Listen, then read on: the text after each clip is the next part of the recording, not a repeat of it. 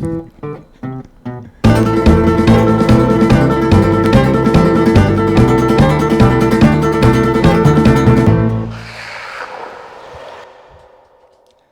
right, welcome to another episode of 35 All Grip. Today's guest, Chase Hiller.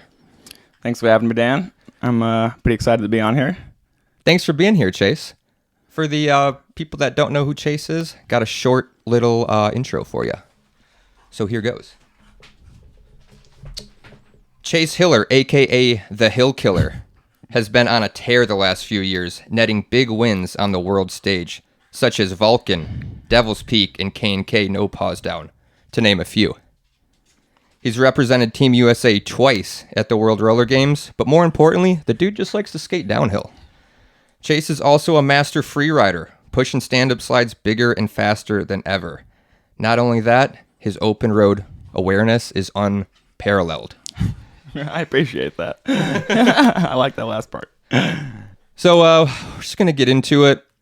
The first thing I wanted to kind of bring up is the first time I kind of started taking notice of you on the internet was the stand-up pendy. Yeah, heck yeah. The stand-up pendies came a long way since then. It really has. I just remember seeing you doing them huge. And is that Bronson Shores? Branson Shores. Yeah. Mm-hmm. Is that where you kind of got the stand-up pendy dialed in, you'd say? Yeah, so I grew up in Branson. I grew up outside of Branson and then moved there when I was in high school. And Branson Shores is actually a lake resort that we developed. And we would stay in the cabins and have tons of people come down and skate. And it was the best hills in probably the Midwest, to be honest. So a lot of people would come visit. And there was steep enough hills that you could hit a stand-up pendy on them and just keep sliding. Looks steep as shit. Yeah. I have to give credit to Cody Womack, was actually the first person I ever saw do a stand-up pendy, a proper one. And yeah, that's where I got it from. Well, it's certainly evolved over the years. I want to get into open road awareness a little later on, but I've seen you use the stand-up pendy in a way that's useful. Mm-hmm. It's a useful tool. It is a useful tool. So, sometimes you can put it into a corner, and it's the best way to get into that corner, I feel like. Yeah, it's turned into kind of a beautiful slide I've been watching you do over the years.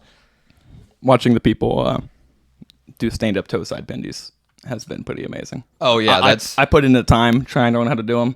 Just can't do them, I'm horrible at switch skating, and when you make the transition to the switch toe, my mind just boggles. There's still time. Yeah, always. Be the new thing you're working on. The new David Boubier. What's up with Mo Love? Mo Love is me and Adam. Adam's actually in town right now visiting. Oh, right on. Yeah, Adam Progonimus, longtime homie. He's probably the person I started skating with the longest ago. And I don't know, we made a YouTube channel together, and just pumped out a bunch of Mo Love videos, mostly in Arkansas. And then we used to make a bunch of videos when we traveled to competitions and stuff. Nowadays, it sadly became more of my personal YouTube channel, which, I don't love, but it's what I have to post on. There's a lot of good content on there. Yeah, thank you. I must say, got some videos I'm going to get into in a little bit. There's some gold in there for sure. 2015 edit. Watch it. You'll be scared. Oh yeah, yeah, definitely. I wanted to kind of address an elephant in the room though. What's up with the cast? What happened? So I fell at Tetonia. I don't know if you saw the fall, but it was a good one. I did. Yeah, it was a good fall, probably the worst fall I've ever had.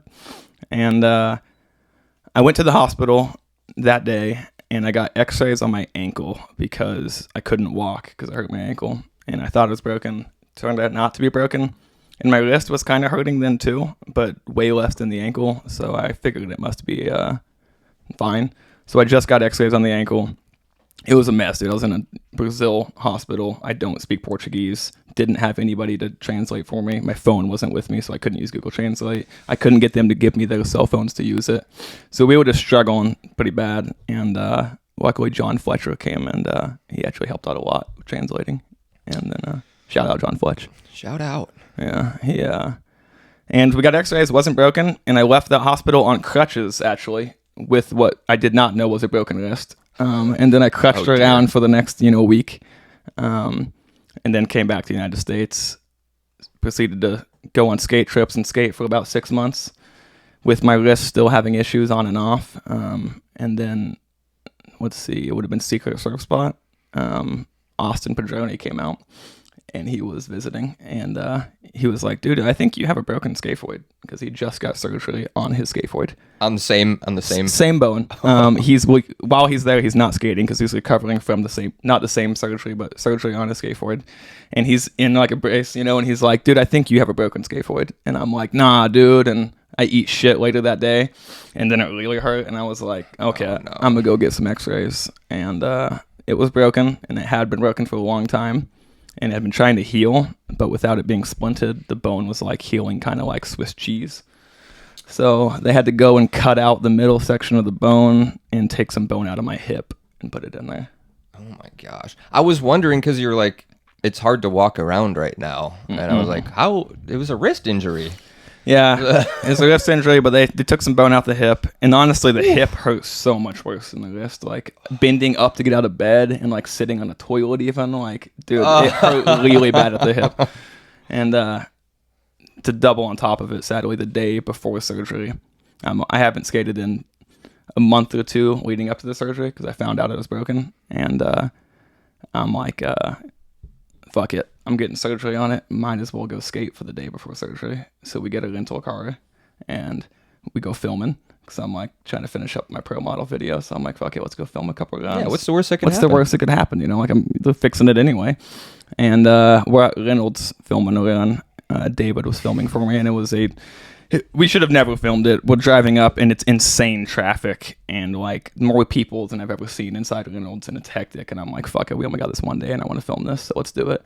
And the whole run, top to bottom, was very hectic. We're passing cars and stuff in a neighborhood, and then finally about halfway down, I bite the bullet.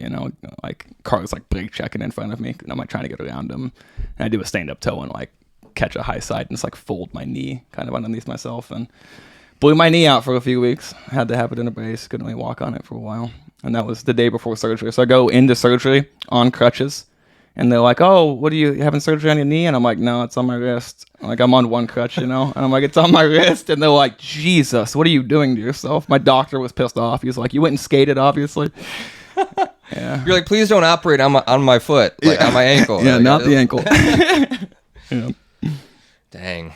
Well, gotta get it in. Yeah, the universe at this point's like, dude, we're putting you. Yeah, you need to chill out. You gotta chill out. My dad had to, I'm 26, so I'm kicked off family insurance. So it's luckily it's my burden to deal with, but he still wasn't very impressed. He's like, I mean, you just ever gonna start learning a lesson? He's like, he's pretty supportive about skateboarding, but something like going and skating the day before surgery, pretty hard to not, throw it in your face a little bit. I mean, I get the mindset behind that. You're like, dude, I'm already hurt. Like, and I'm not going to skate for months, so I might as well go get like one. And dude, up until the fall, one of the best days I'd had in months. We went and skated. It's me, David, Marcella, Connor. We had a sick squad of people, and amazing day.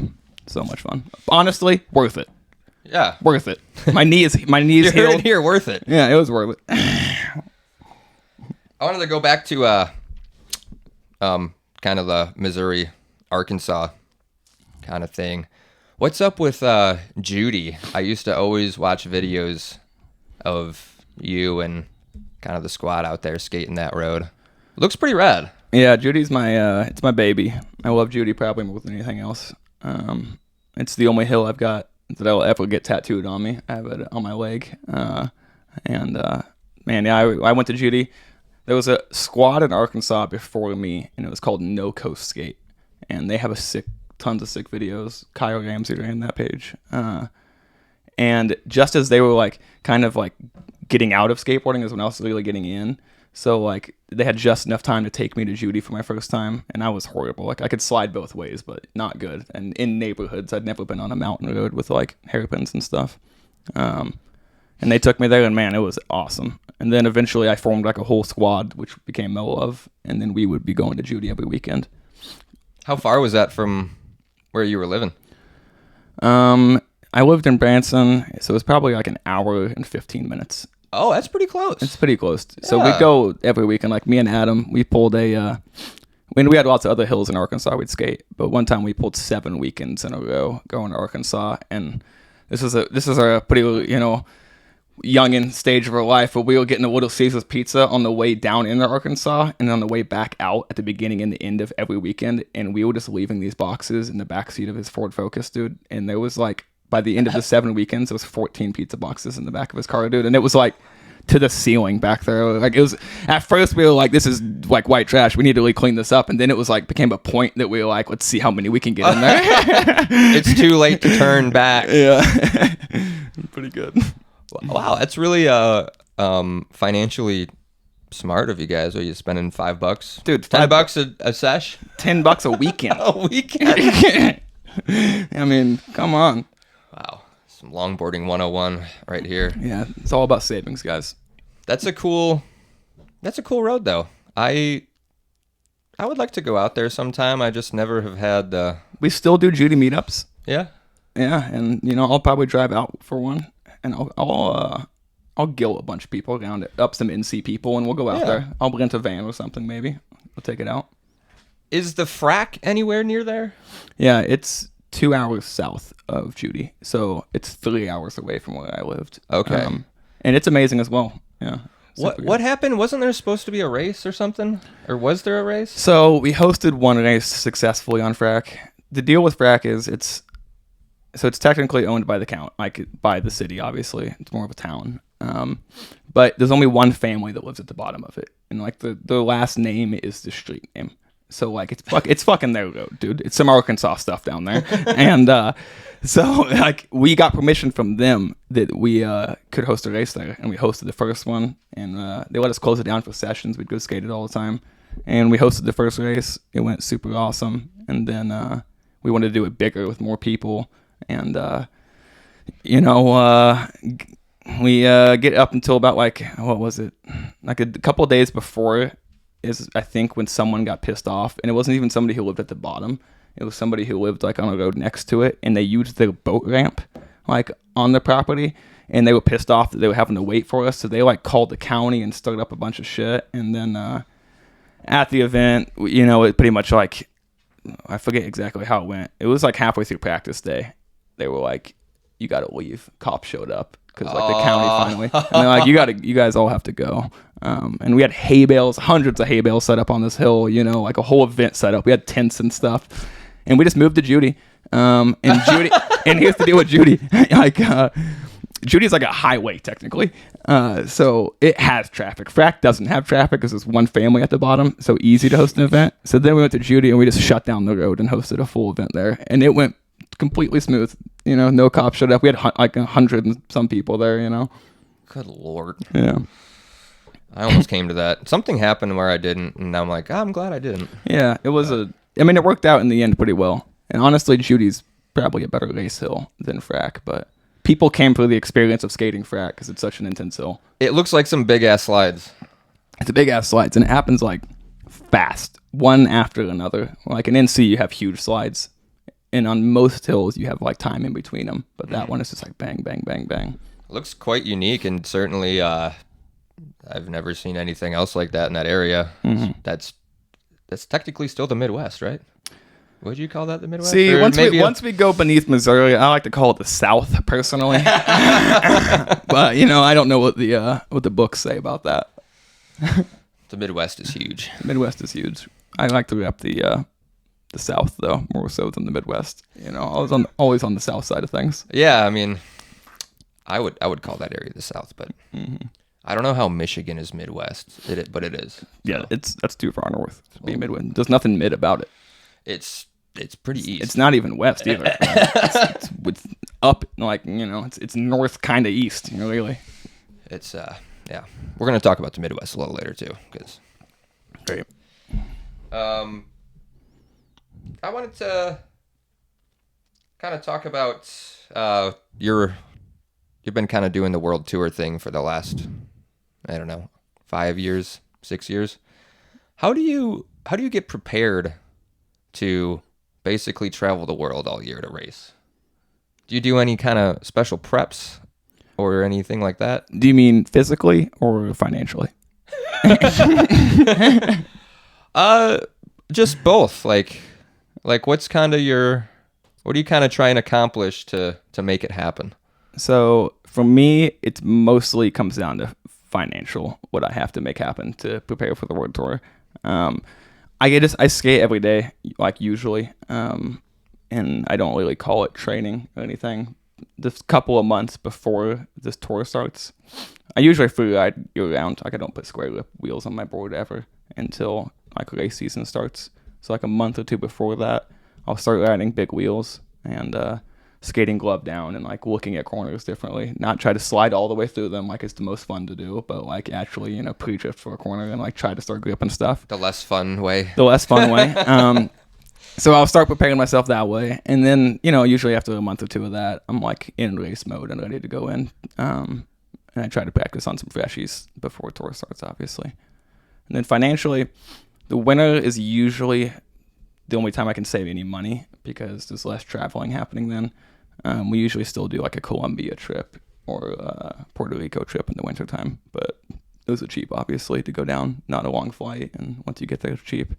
So I do most of my saving in the wintertime, just doing construction, odd jobs. I usually get a full-time job in the wintertime and then in construction, and then I have my own LLC and work for myself a lot, so I'll go out and get a lot of side jobs that I'll do on the weekends. Nice. And like I used to try to work for myself full time, but it's so stressful trying to manage jobs and get jobs. And when you finish one, sometimes it's okay to have a week or two before you can get your next one. But sometimes if you don't have one the next week, like you're gonna run out of money. So nice to get a high paying job where you're an employee and not have that responsibility. And then on the side, you do your own work. So I save most of the winter and then get ready to spend all of it in the summertime. And I don't save enough to pay for my World Tour at all. I come back and have to work in between every tour. But it usually gets me enough to pay for your tour throughout the wintertime. The grind. Yeah. Yeah, it's, I've never done the World Tour, but it certainly seems like a grind. I mean, you're traveling for, 6 months out of the year? Maybe more? Yeah, depending on how you do it. I like to max it out because the flight is the most expensive part about traveling if you're going somewhere far away. So typically I'll buy my flight to Europe and then try to spend this as long as possible out there. I don't get Airbnbs and I don't stay in hotels and I don't eat out at nice restaurants and stuff like that. Like I'll give myself a treat every once in a while. If I'm in Italy, as a treat. If we're in Italy, you just got a sick podium or something. Maybe you go out for a nice dinner. Get yourself a nice, get yourself a slice. Yeah, Italian grandma whipping it up in the kitchen, and but most of the time I cook rice and beans at the campsite, and do it that way so you don't spend any money. Rice and beans, shout out. That rice and beans grind, it'll hold you down. Mm-hmm. That's my favorite thing right there. Some carne would be nice also, but it's not required. Rice and beans will do the job. Oh my gosh. Were you in the mud? Oh, I was in the mud. I was deep in the mud, dude. Let's get into the mud. A bunch of people went out to Hawaii. Yeah, this was inspired by David. I've always heard about David going to Hawaii, and he's done it. He's been to Hawaii like 6 times, dude. 7, maybe more than that. Heck of times he's been. And a few of the times he goes to Maui, and he lives on Poli's, the best hill in the world, by the way. If you haven't gone, you should go. It's the best. It's on Maui. And he goes and lives in a hammock, usually this time in a tent, just in the woods off the side of the road. And no rental car or anything like that. You skate down to town, which is like a 20-minute skate downhill, and then you have to hitchhike back up the mountain. And sometimes you skate down the mountain too late in the day, and no one's going to pick you up after dark when you're hitchhiking because like people are spooked by that. Yeah. So you just hike yourself all the way up to the woods, all night. It happens every once in a while. But this time he inspired tons of people to come with him.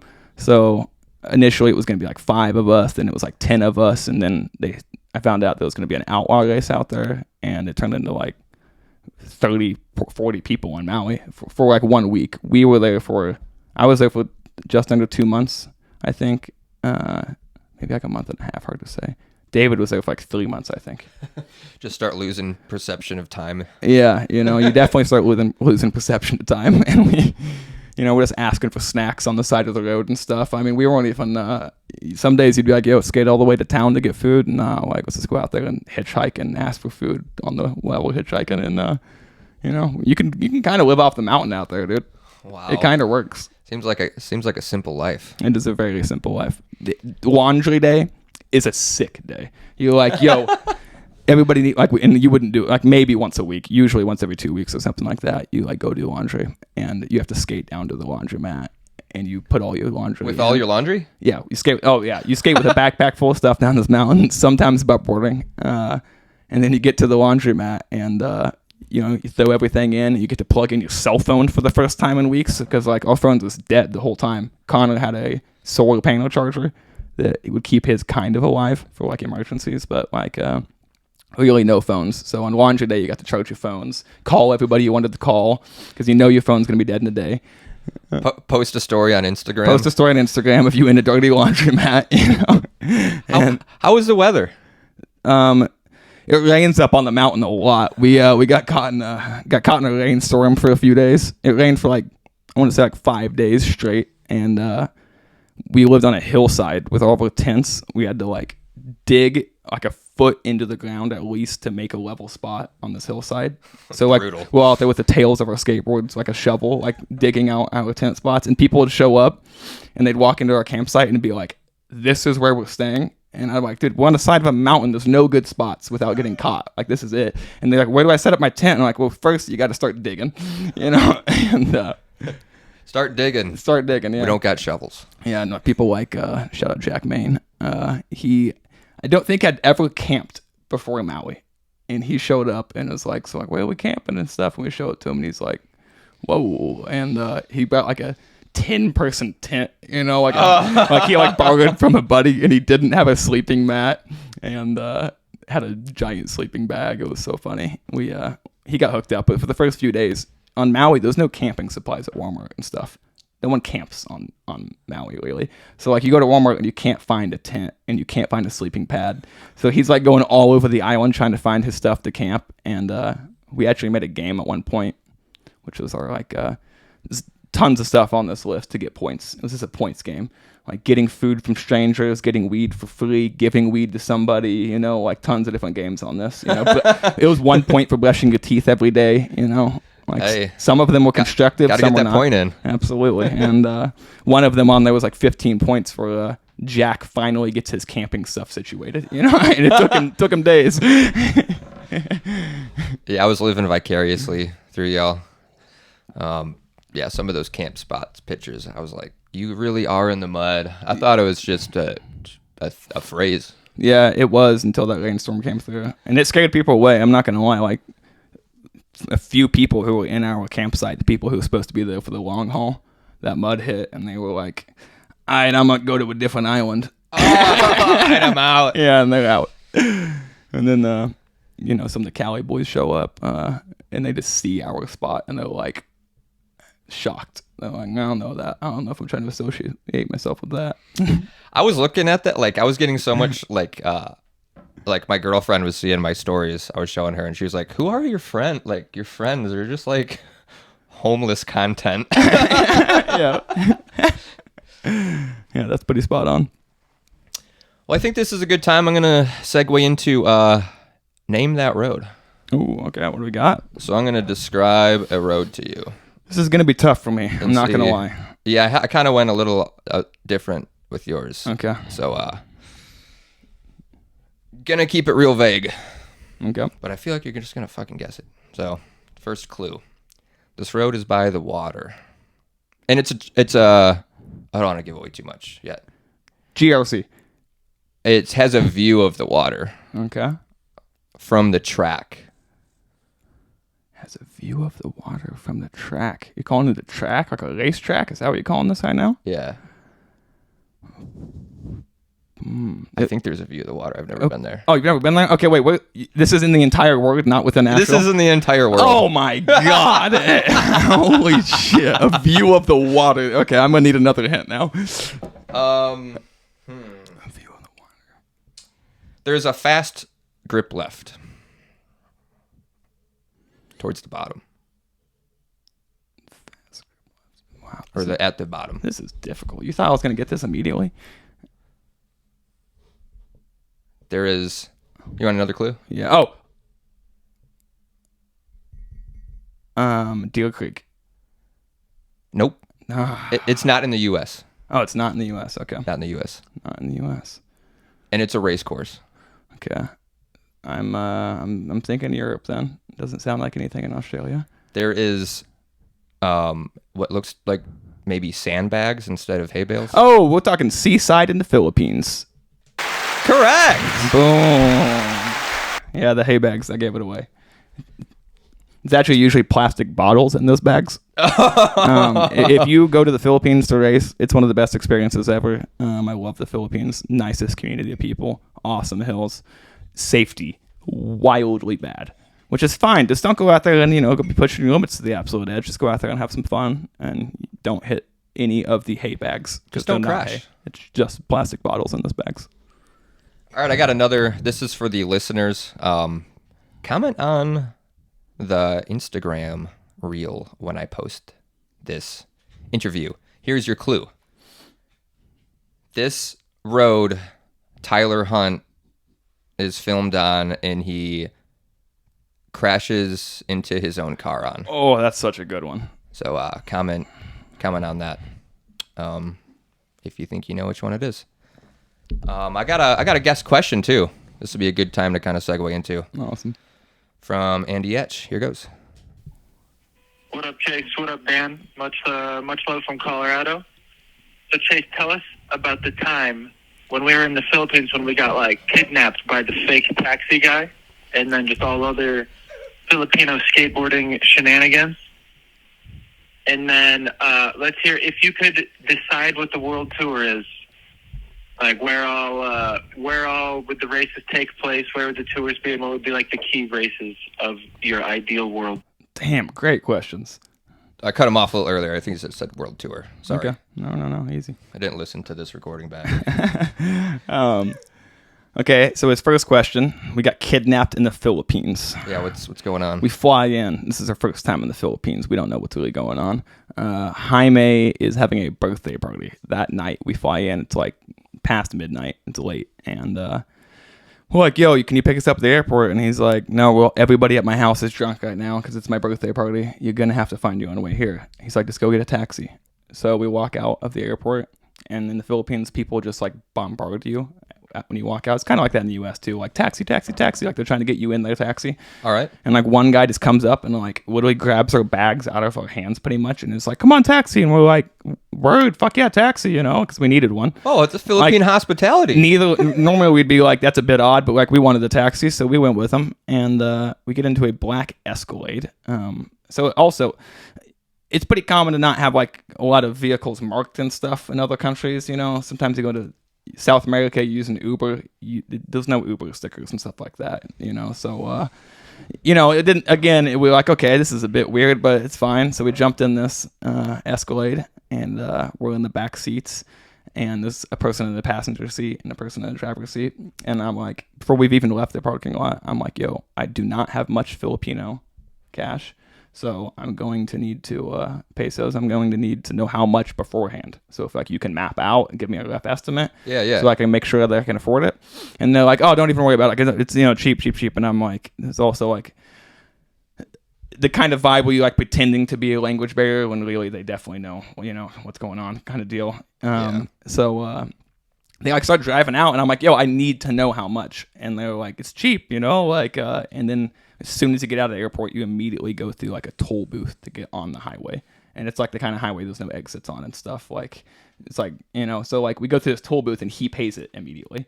And then we're on this fucking highway and then immediately turns back and it's like, yo, this is how much it's going to be. And it is way more money than we can afford. I got, don't even have close to that much. And I'm like, yo, that should not cost that much. And he's like, that's what it is. We can't exit. We're on this highway thing now. Oh no. And we're like, fuck, this is not good. So I call Jaime and I tell him the situation, what's going on. And he tries to chew the ass out and stuff. And Dude, they hit an exit on this highway, and we go into this really sketchy neighborhood, and we give this dude all the cash we had, and then he like takes it, hits an exit off the highway. We're back in a pretty sketchy part of town. Dude hands the guy in the passenger seat the cash, and he just jumps out in this crazy neighborhood, and then closes the door, and we get back on the highway, and really weird. We do not understand what's happening. Whoa. And then finally, we get him talking to Jaime on the phone, and Jaime's like, "Listen, get here. I'll pay you all the money.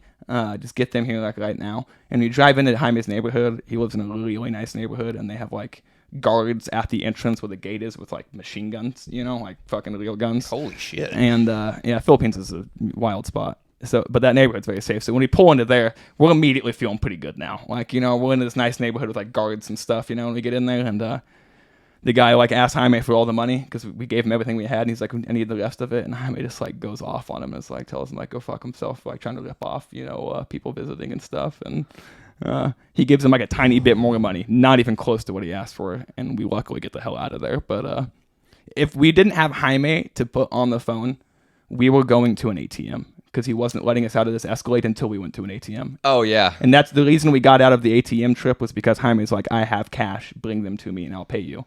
But if we wouldn't have had Jaime on the other end of the phone, we were going to an ATM and getting shook down. And that's probably what was happening for sure. Good Lord. Shout out Jaime. Shout out Jaime. He just fucking saved you guys. Yeah. Yeah, it might have brought you to a ATM and then being like, "What's up with that skateboard?" Empty that cash and give me that skateboard. Yeah. What size shoes you go wear? Yeah, what size shoes? Yeah. Oh, but man. Really, Philippines is a super safe place. Don't let that scare you away from visiting. Just maybe be smarter than we were, and don't go hopping in an unmarked car when they're like pushing you to get into it. Hey, Official taxis, maybe. sometimes you fuck around and find out. We fucked around and found out. Yeah, it was bad. And then What about that second part of the question? the Filipino shenanigans of skating.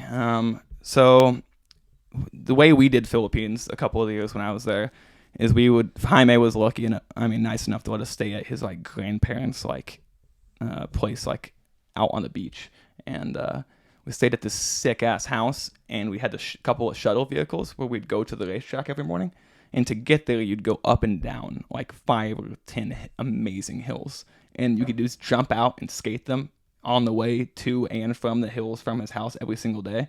And dude, crazy sick hills to be skating. And one night, actually coming back from like the race day or practice day or something, Jaime, we're all drinking in the back of the van, like someone I'm sure is sober up there driving, but we're all in the back drinking and stuff, and we hop out to skate, and Jaime hops out with no shoes to skate this grip run. And it's dark out, and we're skating a grip run with the lights of the van, so everyone's having to stay pretty close together. And I wonder how this ends up. Yeah, it ends up with him eating mad shit, doing the old sliding on your pucks with toes, except he didn't have shoes on.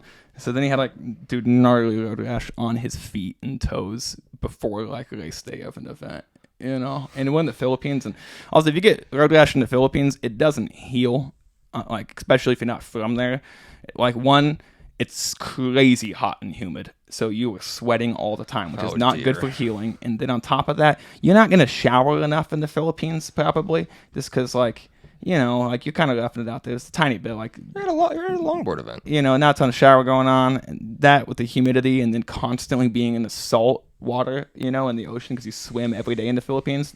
That road rash will just never close. It stays open for weeks. It's crazy. Andy got a road rash situation that it wasn't looking good for a while. Doesn't end there. Yeah, we flew to South Korea though from the Philippines. He's got like this road rash that like turned into like some crazy rash, and we're like, the Filipinos leaving like, "Yo, dude, that's not good," and like we're a step away from going to a hospital, and then we just flew to South Korea, and like in one day totally gone and like healed. And it was like, yo, it's like probably just a heat rash. Like left the country and then heals. And then healed, dude. So don't get road rash there. Oh my gosh. And then let's see, the last part of his question. Yeah, Andy said, what would be the world tour? Yeah, my ideal. Ideal, yeah. Yeah, and probably like the best races are big ones. Hot take. We're taking Kozakov off the list. Hot take. It can stay on the tour, I guess, but it's not a World Cup. We're putting that as a qualifying race because I'm okay with keeping it. It's a great event. It's super fun. Not what I think is what should be done for a World Cup race nowadays. So I would obviously put Vulcan on the list because it's amazing. I do think that it's almost a step too far in the direction of being almost too heavy to be your best racing. But I think you need one of those on the tour, you know? Yeah. And then we're going to have racetracks always that are like perfect racetracks, obviously. So I'd put Kozakov for Europe, and Kozakov is a qualifier, Vulcan is a cup. And then it's hard. There's so many new races coming up in Europe, like TST that we just went to this past year in Europe. In Italy was amazing. I personally wasn't that fast on the track, but it was an amazing track that I could see being like a world-class top-level event. And then America, I think that we got ripped off by never having Mount Jefferson as a World Cup race. That is, I think, first and foremost, that should be on the list. It should have been, dude. It was going to be 2020. It was, I know. And it's the perfect racetrack. Like, I want to see Khalil pull off a Camp Shitty race, which I believe in him. I don't know if it's going to... I don't know where he's at with that right now, but I hope in the future that happens. That would be definitely, like, conducive to the terrain in North Carolina. Mm-hmm. That's more of like an NC style. Yeah, it is. Jefferson's a great racetrack, but it's not like any other North Carolina style road. No, it's more like a perfect racetrack kind of vibes like Kozkov puts off, which is just like all about gripping as hard as possible and no like crazy, scary or technical moments really. And then, I mean, I hate it, but Melee Hill, I almost feel like it deserves to be on the tour for like a qualifier. I think that the tour needs to be like, hits all the different, you know, like types of skating or types of racing. Like you need like an all grip, you know, track like Mary Hill. It's all about like planing out your passes and like trying to make your passes late on the hill if you're going to work your way from the back, or just leading it all from the front if you're a gangster. And then tracks like Vulcan, where it's like you sure as fuck don't want to be behind somebody because trying to make a pass on that's going to be insane. That one seems like more like you're battling the road. Yeah. More than, I mean, I've only seen videos, but I'm like, damn. Yeah. And then South America, I personally have not raced in South America a lot, but Colombian races, so like I love Colombia. I think that'd be like one of the best places to host a race. I went to La Leonora, which isn't a great track.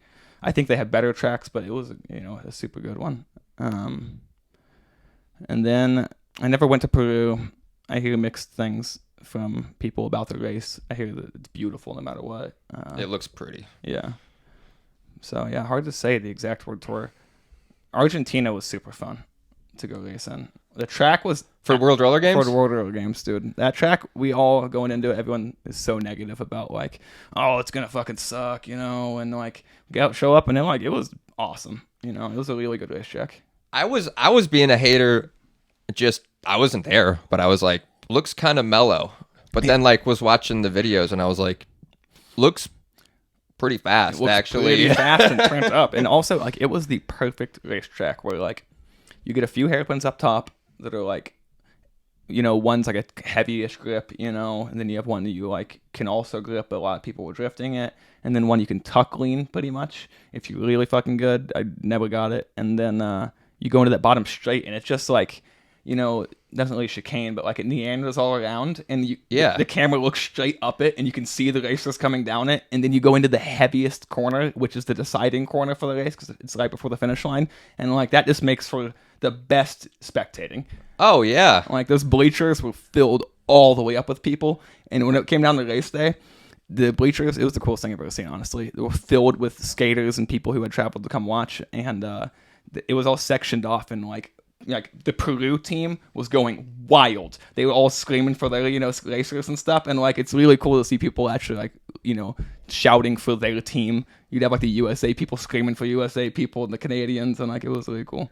I really want to like, I mean, I'm never going to qualify, but I just, I don't have any interest. I just want to go watch. Yeah. No, like if you're going to go to a race to watch, the World Roller Games is the move. Like even Barcelona was not as good of a track, still ended up being way better than we thought. And man, the spectating, just like hundreds of people all the way up the entire road. And it makes, when you have that many people at an event watching, the spectators are having a great time because you're just like feeding off each other's energy and stuff. Yeah. And then it makes the racing more intense because you're like, oh, we got a lot of eyes on you. You like really want to do good.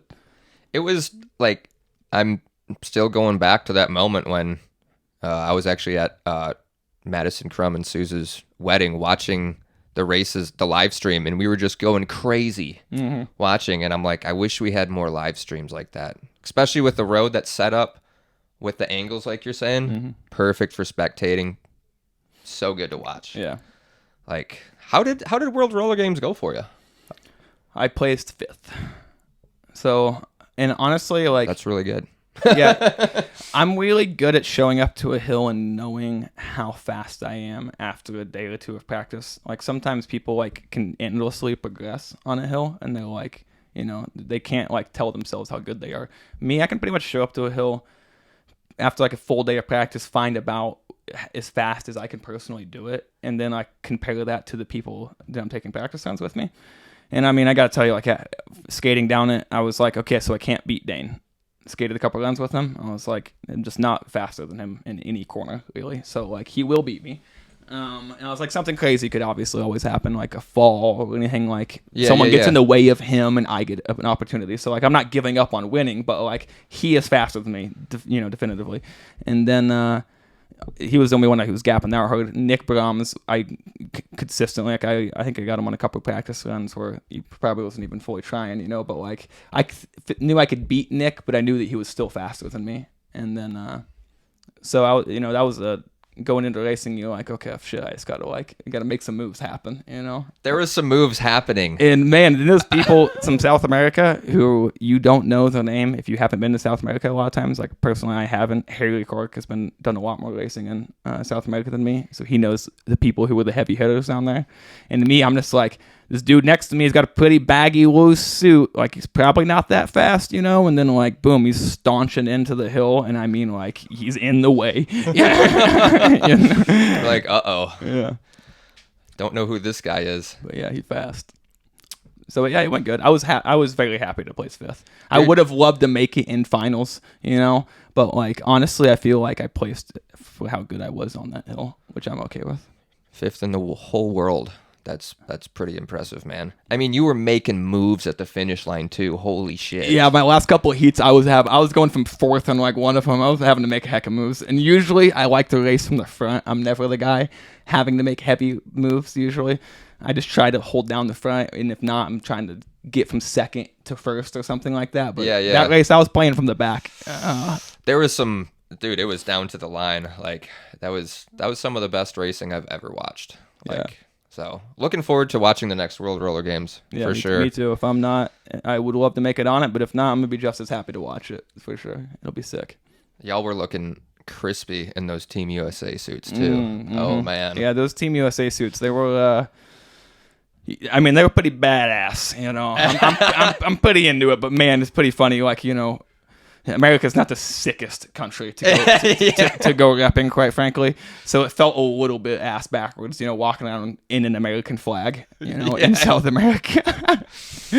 But, it was still dope. Yeah, love that. Love that. The gloves were a bit much. What was going on with the gloves? They made this, like, matching gloves with the suit, and I was like, we've gone too far. Like, it was already, on the line. Has this gone too far? Yeah, I kind of wanted to go in a little bit with racing and everything a little bit more. I guess, we're going to go... No, scratch that. We're going to get off racing for a little bit. Okay. I wanted to go back to open road awareness. Mm-hmm. And with open roads, you got to deal with cars, dogs, people, shit in the road. There might be a car parked across the road. Mm-hmm. Do you think skating with variables like that, do you think that transitions over to like helping with racing? Yeah, I do. I think that when you're skating open roads with like so many things that can happen, I think a lot of racers don't skate those kinds of open roads. Like, obviously a lot of racers skate everything, no problem, but a lot of people who race tend to like more like open, a little more like self-explanatory hills where like the danger is a little bit less and the variable is a little less high. But for freeriding, that's obviously like the best thing. You know, when you're freeriding, it adds excitement. You know, and you got a lot going on. Oh yeah. And when those things are happening, like being able to stay calm. Like a lot of people, you can skate behind them, and when something happens, you can see their mind like get flustered, you know, and they're like trying to decide what to do, and like end up usually making the wrong decision because they're like, you know, thinking about it too much. And when you do that stuff all the time, you really just get to where you stay super calm. Like you'll go through a corner and a bus is in your lane coming up, and like you just like scoot over a couple of feet, you know, and like it doesn't faze you at all because like when you stay calm, you make good decisions. And I think that open road skating gives you the most situations like that.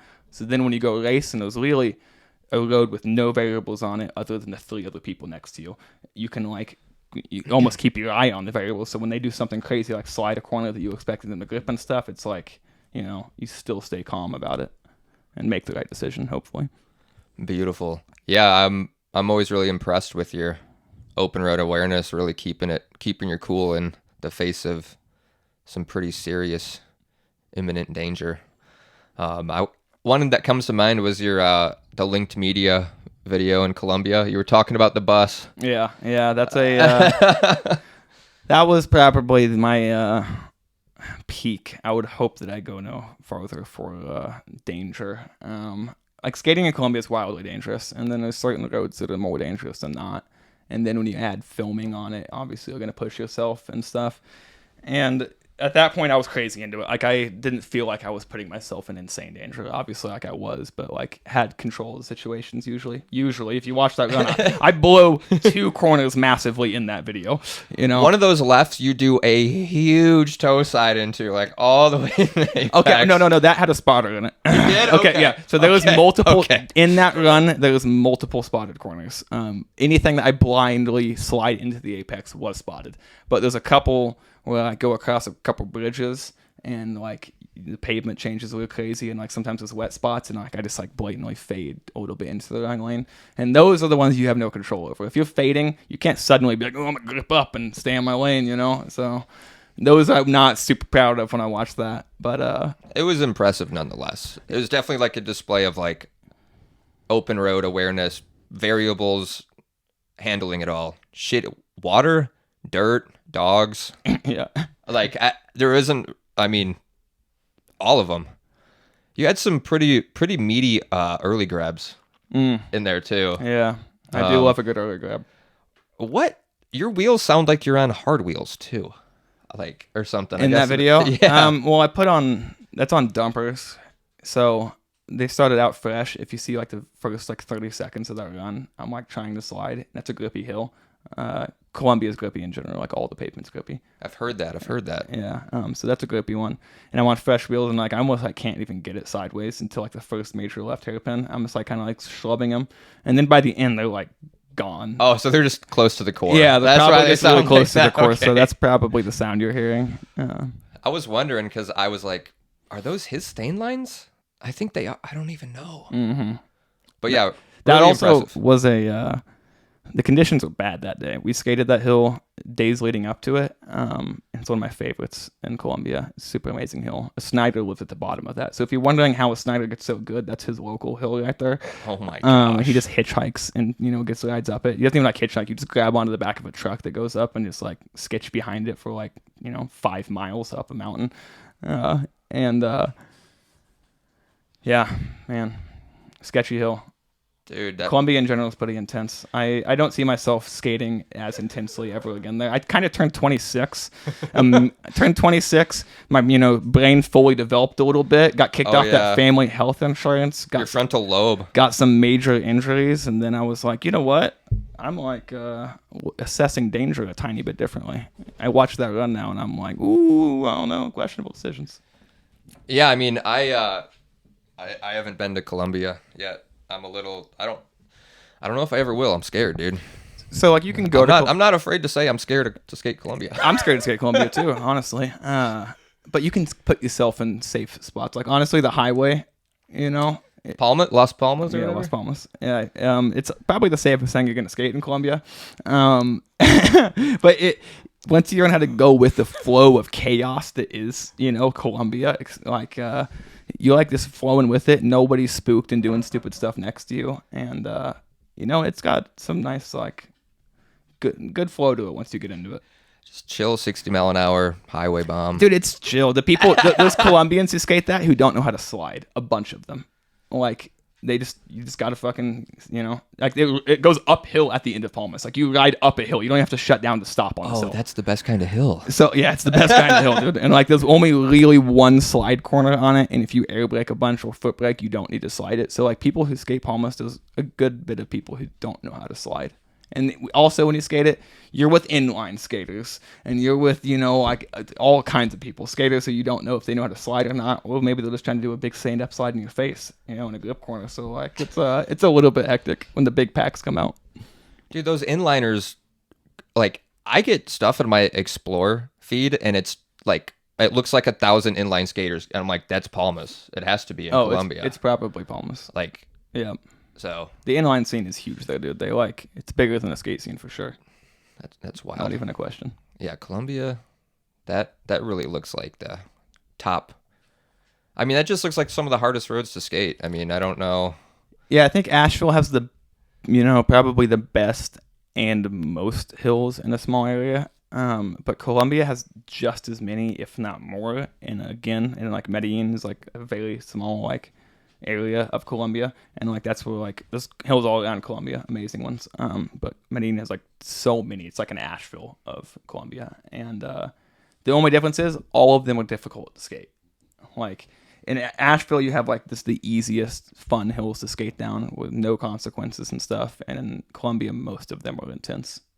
Because they just like build shit. Like when Pablo puts it the best, he's like, dude, America's so easy to skate. It's like just all point A to point B, self-explanatory. You know exactly what's going to happen. All the corners are like, you already know before you've even first time down the hill, you can imagine the next corner because like they don't just build stuff random as shit.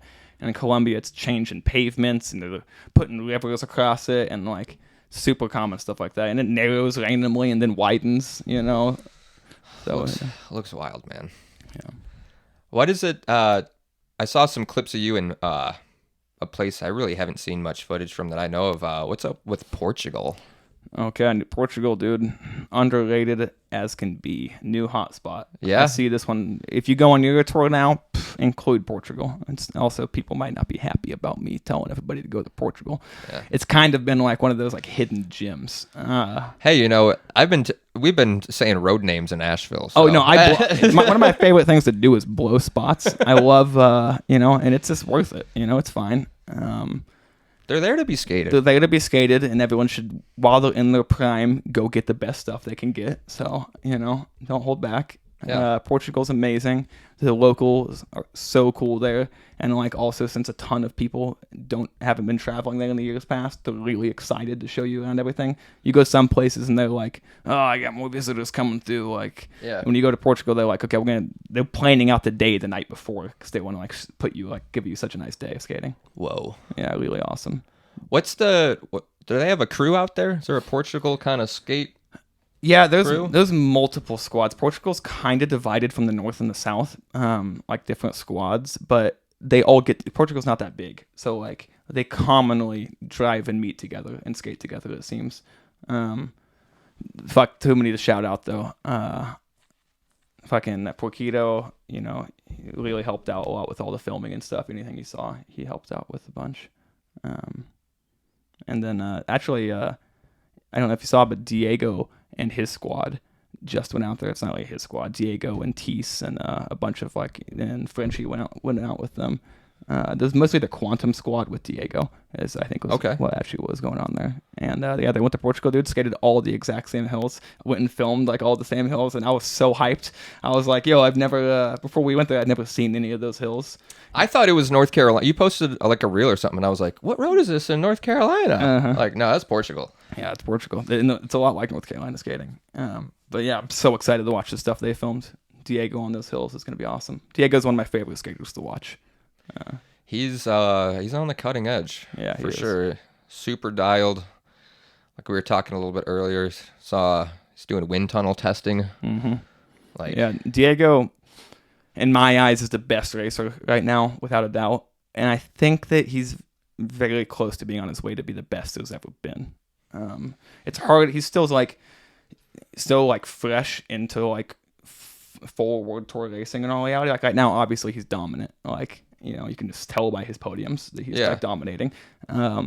But I think you need just a little bit more time to really see how somebody compares with like history, you know. But I think that Diego could be the best there's ever been, passing K Rhymes and anybody else in the past. He's certainly, I mean, he's like acing. He's an athlete, dude. He takes it very, very seriously. He tries very hard, and he doesn't like ruin his fun either, which is what I really like about Diego. Diego's always having a good time, and like, you know, sometimes you might see him a little bit like thinking about stuff because he's like trying hard, but like always smiling, always having a good time. I like Diego a lot. Yeah, shout out Diego. Yeah, shout out Diego. Keep it up, dude. Another thing I wanted to bring up. What's up with the cowbells on the gloves, man? So where'd that come from? That came from the top of jib. They put them on. They leave them at the top of jib. Well, they used to. I don't know if they're still doing this. Cyclists did, and they leave them up there for you to put them on your bike to make it safer. Oh, okay. So we just were taking them and putting them on our gloves. So this is from cycling. This is from cycling. And Frenchie was the first person I ever saw rocking one. I don't know if he's the OG of the cowbell on the glove, but it was the first person I saw doing it. And then when I was out in Cali, I put one on. And I had that thing for so many months on my gloves. It was awesome, and it's nice. Sometimes it really does like help a lot. It's like a nice, friendly little jingle too. It is. And one day I do mine from doing heel sides. I'd put my hand down, and the bell would like smack the ground, and I like was almost coiling my bell because it was like wearing through it. And then eventually the little dangly thing fell out of it, and that was the end of the bell for me. Oh man! But that was a good time, good era, the bell era. Oh yeah, little things like that to be safer really go a long way. They do. Honestly, that might be, yeah. I mean, that's an important thing, being as safe as you can. I got another hot take I wanted to bring up with you while we're on the topic of safety. Okay. What's your stance on spotting corners? Oh, I have a spicy take on spotting corners. I think that about 60% of the time somebody spots the corner for you, you are putting yourself in more danger than if you were to not have a spotter in that corner. Dude, I'm with you. Just over half of the time, I think. It's a false sense of safety. And like, there's like so many reasons why it doesn't work. Like, sometimes somebody will spot corners for you. So a lot of times you go out filming, and whenever you go out filming, one person gets a fall run, everybody else skates down first, and they spot as many corners as possible, just to make the filming a little bit safer, and you can send it a little bit harder. Yep. And sometimes someone else will film before me. They'll spot a corner for me. I film a run. It was all badass. I go down. It's my turn to spot now. I go to the corner, and I'm like, you cannot spot this corner with one person. It's not possible. The apex is too drawn out. You can't see enough straight away after the corner. So if it was coming up, even if you like, it'd be good to bad so quick that you get hit. How are you supposed to be making eye contact while? Exactly. Spotting. I know. And then there's so many different ways of like. I like the in Australia. So like me, I like movement. If I'm having a corner spotted, if I do want it spotted, I prefer like a big waving arm because like it's. I like to know. I don't want to know like if it's bad. I want to know if it's good. A big waving arm is what I like, and then if it's bad, it's an X. And I just honestly see the lack of movement, and I don't blow it. You know, in Australia they do two arms up. They do two arms up like this, and that's good. And then they kind of just like go a little bit wild whenever there's a car. Like they like do X's or like shut down or whatever. But like it's calmness for them, so they like throw both arms up, and that's how you know that it's good. I don't love that, but it works fine. It works. Yeah. Yeah, I like hearing all the kind of different things. I'm a fan of the arm wave too. And another thing, it's like if someone has like a red shirt or something, like to wave. Yeah, that's a great idea. 100%. I mean, that's good. But don't spot corners for your friends. If you go down to that corner and you know, let's say you planned it out, I'm going to go down and spot this corner for you, and you get there and now you're realizing that it's not spottable, you know? And your friend's about to come down the hill, and you're like, fuck, I can't really spot this, but like I don't want to ruin his film run. He's only going to get one. Yeah. Don't tell your friend it's good. Yeah, don't. Either do nothing if it's a smart person, or more likely give him a fucking X and just let him know that you can't, because they might take you doing nothing as it's good.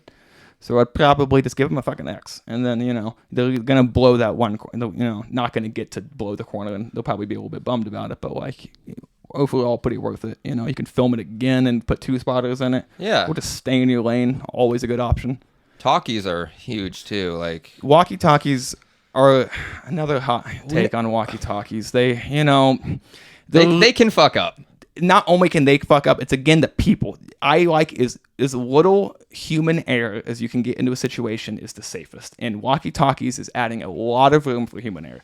It is it's the safest way to do it if everyone is on top of their game. And you're skating with I've gone and skated with Diego Squad. Diego Squad has like this old guy. I forget his name. Wish I knew his name. Feels a little disrespectful calling him the old guy. But he's in the squad. He's like almost like the coach, dude. He like drives him around. Doesn't speak much English. Drives him around in a sick ass car, and shuttles them. And like he does the walkie-talkie for them. And like crazy responsible dude. I would trust him 100%.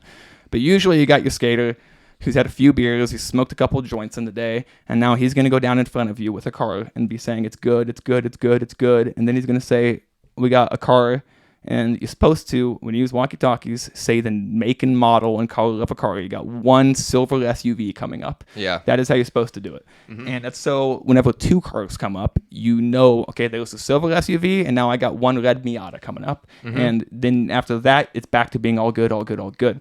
Really commonly, I've seen it happen a heck of times when I'm skating, when someone is doing it for me. They call out 1 car and 2 come up. Yeah, and you're like, whoa, I didn't know about the Miata. Yeah, and if they stay close together, not a big deal. But if they gap out, because the first one's going fast, the second one's going slow, then they're far enough apart that you're back to smashing lines in the other lane, and it gets spicy. Also, walkie-talkies cut out, walkie-talkies die. That's why you're supposed to constantly keep communication on it. You should never go down and shut down a road and not be talking. And you should never be in a lead car and not constantly communicating. I've gone through waves of using talkies like years ago, and then we just kind of stopped using them because they're like something weird happens, and you're like, that talkie didn't save that situation. And I don't know. Some people really, Europe is the most ahead of the game with walkie-talkies. Europeans use walkie-talkies to skate religiously. Like not all of them, obviously, but like the most of them. You'll love this one. We went Loser Mountain skating at open road. Went to where? Loser Mountain. This is a loser. It's called Loser Mountain. They had an event called Loser Mountain Free Ride. And it's an awesome hill in Austria. And we go to skate it open. And we just go show up to it. And we'll shuttle on it. It's me, Owen, Scotty, Spud. I believe it was our squad at this point. And we're skating at open road, and we all have headphones in because we don't listen to music while we skate. And so we're skating with headphones in, and all of a sudden this squad of kids pulls up, and it's like 3 dudes, awesome fucking dudes, but they get out, dude, with like OG drop deck boards, ABIC 11 wheels, Randall truck shit, like some crazy setups. Whoa. And we're like in like, dirt bike helmet kind of vibe, and we're like, yo, what's going on? Like we want to skate with them, so we go say what's up to them. And really nice dudes, dude. They're like, what are you guys doing here? Like, how do you know about this hill? And we're like, we heard about it from the event, and we're on Euro Tour. And they're like, what's Euro Tour? And we're like, we go to a bunch of competitions around the world. Around Europe, and we just came from K&K, and they're like, what's K&K? And I'm like, oh my god, these kids are completely detached from the scene.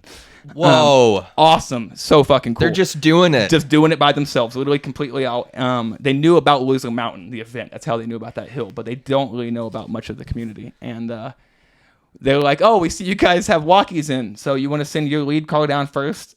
And like, we get sick of the whole like, oh, we don't use, so we're just like, yeah, we'll send our lead car down first, and we send them down with them thinking that and then we skate down, and then they send their lead car down, and they're thinking we used walkies, but really we just listen to music. Just listening to music. Good lord. But then they invite us over to their house, man. They cook us dinner. They let us stay at their place. These are some random dudes. Yeah, dude, cook us up a wild dinner. Shout out them. I'm so bad with names. I'm so sorry for forgetting you boys' names. But dude, they're the homies. I'm trying to go out this winter and snowboard with them. They're like big time snowboarders. Like they have a terrain park at their backyard with a winch. Ooh. So they can just rip their park and then go to the mountains. They're about it. Yeah, they're about it. So they're like, yo, you got to come in the wintertime and see how good we are at snowboarding. Like skating, we're just getting into this shit. But snowboarding, like, we'll show you how it's done. And I was like, I'd love that. Yeah. You said Austria? That's in Austria, yeah. Oh, yeah. That's where we got the... Yeah, they're boarding all right. Yeah, they're boarding. But that was a pretty funny experience with the... normally we show up and like everyone's using walkies and we're like, we'll try, this is never enough and shit. So like we're like, we're kind of good. And sometimes people take that, they're like not offended, but not stoked that you're not going to use walkies. So if people want me to use a walkie-talkie, I will happily use it. Oh, but, yeah. I typically prefer to not. I was going to make one more point, and then we can get off the hot take of spotting corners. But another thing I've experienced with spotting corners in North Carolina is like you park a car in one of those corners, and now you have another obstacle that if things go wrong, you can hit. Talking about Tyler Hunt right now. Oh, yeah. We'll go right back to that. Back to the question. Perfect example. We got that. Number 2, cars coming up. Half the time, they're going to stop in the apex and be like, are you all right? Anything wrong? And you're like, dude, there's skaters. You're just kind of inviting more obstacles into the exact spot. That's exactly right. The Reynolds run that I told you that I fell and hurt my knee on, I sent Marcella to that intersection corner to spot it, and they hate us there enough that I don't go there anymore. So she's down, she's down there with her skateboard with her. She skates to the corner, obviously. So she's in the corner with her skateboard at a 4-way intersection, and a car stops in every part of the intersection because they're all asking her. Like one's asking her, "Are you okay?" The other one's like, "You got to get the fuck out of here!" And she's like, "Just 1 second, I'm just trying to spot this corner as it's like bad with tons of cars." And that's right when I come flying into it, And I was like, "Wow, I should have not had you spot that. Big mistake." Yeah, that just happens. Yeah. But we can get off that hot take topic. But I'm glad we covered it. Absolutely, I agree. It's not, obviously that is not a concrete opinion. It is just an opinion. Just an opinion. Yeah. It's good to be as safe as we can on open roads, but sometimes I think there's some things that maybe sometimes helping's hurting. Yeah. Find out just how to skate in the lane a little bit better. It's good for you. Yeah. All right, Chase, it's time for a new segment. This wheel came from Jack Trainer, Dumpster Jack's sound experience too. Hit him up for all your karaoke needs or any kind of party stuff. He's available for booking. So why don't you give this wheel a spin there, Chase? Okay. Let's see what we got.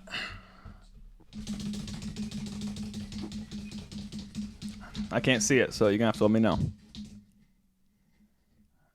Oh. Okay. You got lucky. Best event. K&K. 10-4, good buddy. I never went to summer camp as a kid. I'm going as an adult. K&K every year. It's a week long. It's summer camp. It's amazing. Hell yeah. Spin that wheel again. Here we go. I'm spinning this way now. Swap up.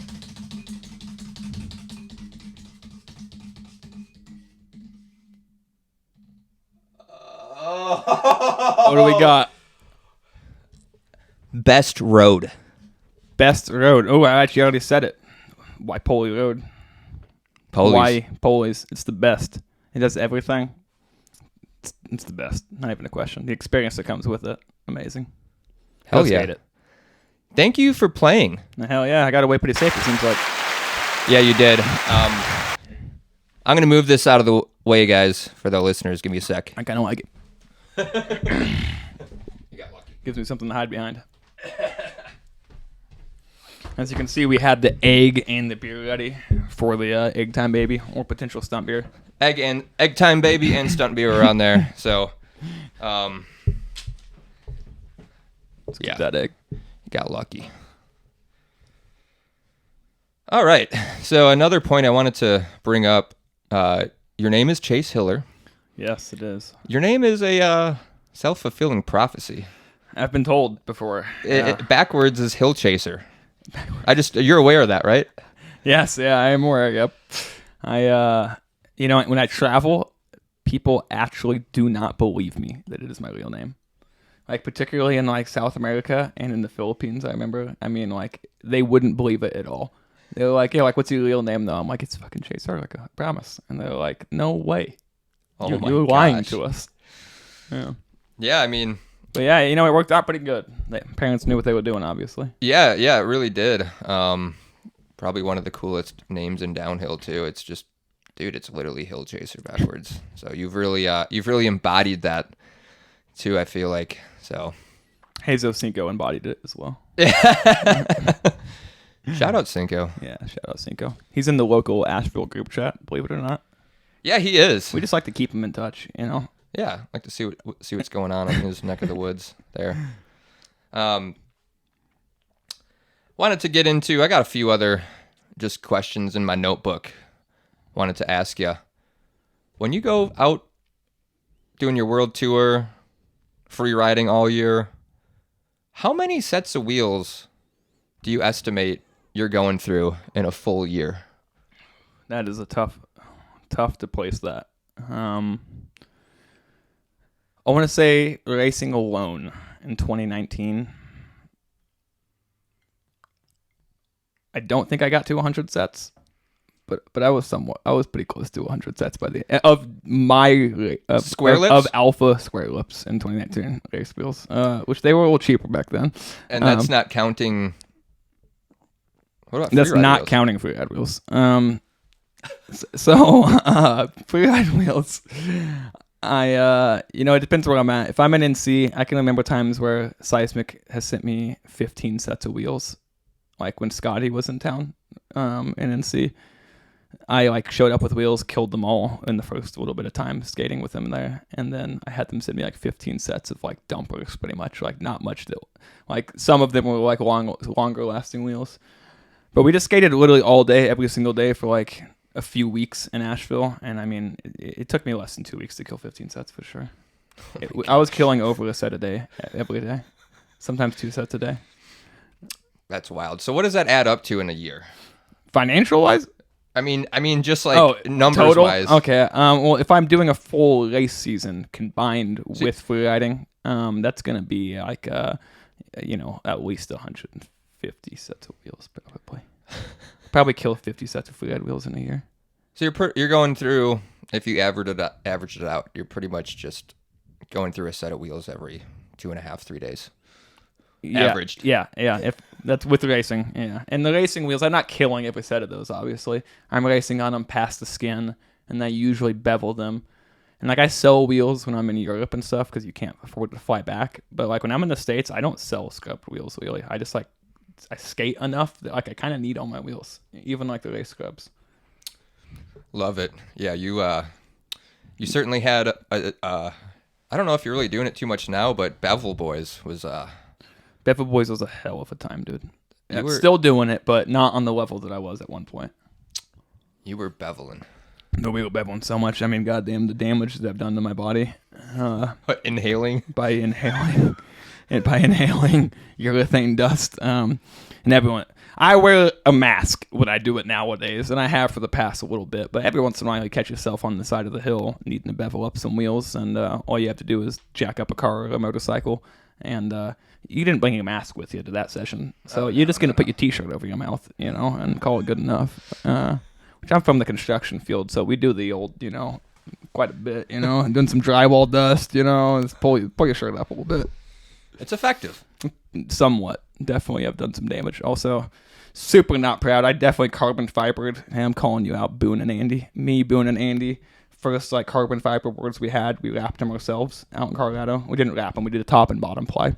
And we definitely didn't wear masks for that. Not great. Definitely was blowing some carbon fiber boogers out the next day. Wear a mask, kids. Safety gear, dope. I'm talking safety glasses, masks, any of that shit. Use it. Oh my gosh. Yeah, I've certainly made rain wheels from a car that you were using. I don't know whose car it was, but I'm well, let me get in on that. Let me get in on that one. I've never seen anyone jack up a car and put it in drive. Mm-hmm. Yeah, dude, it works great. I remember the first few times we did it, people were so shook. And now you see people doing it all the time, 100%. And by no means did me or my friends invent it, but I'm not going to lie, the first time I saw it done, I had never seen it before. I saw it in person before I ever saw it, online, and I was like, "Whoa, this is genius!" And then whenever we started, I went to Colombia for the first time, and my whole adult life I've always been you can't own a motorcycle. It's too dangerous. It's not worth it. Yeah. And then I went to Colombia, and I was like, it makes no sense that Americans do not drive motorcycles full time. There's too many cars on the road. There's not enough parking spots. You're spending so much more money on gas, and you never need all that space. So I came back from Colombia. I was like, I'm getting a bike ASAP. And I bought a motorcycle. And since then, I've been like, motorcycles are usually my daily drivers, except for my lifts right now. Obviously, I can't ride. Yeah, but probably not ideal. when you bevel on the wheels of the motorcycle, it's like a 2-second process. You don't even have, like, if your bike doesn't have a middle stand to actually get the wheel all the way lifted up, you just have one person lift the wheel up by hand. And no problem. Make bevels in 1 second. Incredible. Yeah, I just wanted to touch on that. Another thing I wanted to touch on, gimbal, the gimbal boys. You were going pretty hard with the gimbal. You still got that thing around, or? So we actually went past the gimbal, because the gimbal wouldn't work with the newest GoPros that were coming out, and I'd have to buy a whole new gimbal, and I'm, broke, so I didn't want to invest in a new GoPro and a new gimbal. But luckily, I filmed this, Asheville documentary with Kayvon. Shout out Kayvon for doing that. That was Shout out. an insane investment of his time and money. He came out to NC 2 or 3 times, stayed for like over a month one of the times, and spent thousands of his own dollars on this camera gear, and he paid for the rights to all the music for the video. Like, he went all the way out on this thing. I actually just previewed it the other day because it's about done. He's entering into some film festivals soon, and wow, it was amazing. I've never seen anything like it. I've heard such good things of few people that have watched it, and I'm really excited to see what that comes about, because that's the kind of project that's gonna do more for downhill than a lot of things, I think. Yeah, and like, I think that as a skater, everyone will love it, but I think that the public is going to like it even more than skaters do. Like, do you know how when something comes out about skating where they're like trying to talk about the culture or stuff like that, whenever you're a part of the culture that they're talking about, like when you see it, professional rock climbers do not like rock climbing documentaries. I promise you. They're making it seem more intense and cheesy in areas, and you're like, dude, I do this every day. It's not fucking that insane, but they got to make it a documentary and get everybody all hyped up. Yeah, and sensational. Kayvon's movie does not do that at all. It doesn't false advertise anything, but still being a member of the community, watching a documentary about the community, you're like, you're not the intended audience. In all honesty, so it's really cool and I love it, but I think the general public is going to be like, holy shit, look at these goons. Like, it really shows what we're like. It's insane, and you don't realize how goony we are until you see a video of it. We're just smashed in the skate house couches, living together, breaking B&Es every other day, dude, getting chased out of places, and I mean, living on the shittiest food, spending all your money, and running it till the end. Like, it's good. No, that's the kind of light that longboarding needs to be in. Yeah. It's what comes to mind. I mean, I haven't seen it, but like those kind of things was going to bring the general population interest into what we're doing. Like, I watched a documentary on dudes that like race shopping carts. Have you seen that, Carts of Darkness? I haven't seen it, but I know about it. Yeah, and I'm like, I know so much about this super tiny culture, and like, if downhill could capture that. Yeah, downhill can capture something like that, it'll be... Yeah, and it's way more of a sport. Like, way more. Yeah, not just like some homeless dudes. Like, Kayvon's actually initial plan for this documentary was to go do a whole world tour. I don't know if I'm sure he doesn't care that I'm telling this, but his plan was to go do a full world tour with me and Andy, and film an entire world tour, go into all the events, show what like the behind the scenes of racing is really like, the racers like before and after the days of the events and stuff, and at it. And that was going to be awesome, but then the IDF disbanded, and then the WDSC came in like halfway last year and didn't do a real world tour. And then this year he was talking about it leading up to it. He was like, yo, like, is a world tour possibly going to happen? Who's going on it? And I was like, I don't think it's the year to do it, and he made that decision more on himself, but like, it's still like, it's not a full year. Like, yeah, that's what happens when you disband an organization. Even though I love the WDSC, like, I think they're taking us in the right direction 100%. A non-profit organization is not the way to do it. Like a lot of other sports have tried that direction, and it always fails. And like the people running this need to make money. So them, and I like the way they're doing it too. They're making money not by like making money off of the events, off of you as skaters. They're putting crazy cheap entry fees. Their goal is once you qualify to the professional bracket, who they do the tour for, there's no entry fees at all. And they sell the media that they capture from the events to news channels and stuff like that. So you as a skater aren't going to pay anything anymore. Like they're going to start making money off the sport, which is I totally support. I think that's the move because like we were just talking about that, all that live coverage, that shit. You have so much usable media. Oh my god! Like you have captured every single crash of every single race and have Argentina alone. That footage, if it also like it could have been higher quality. Argentina one, like just like the like it's not in like 4K. You know, like if you're gonna sell that to somebody, you know, who is gonna pay tons of money for it, they want 4K. Yeah, probably make it 4K. You probably make that thing 4K. And but if it did, oh my god, the amount of you could just sell it to commercials. Like people who want to use that footage for something that has nothing to do with skating, they will buy that race footage.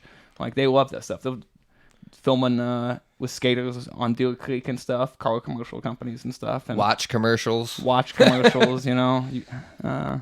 Like it's that race footage is worth so much, and they know that, so that's why they're coming about it from that angle. But it will take a couple years to get together. Yeah, it will. It will. That's another thing too. Like we were talking about Kayvon's doc appealing to just general audience. There's a lot of these races. I think like we need fans.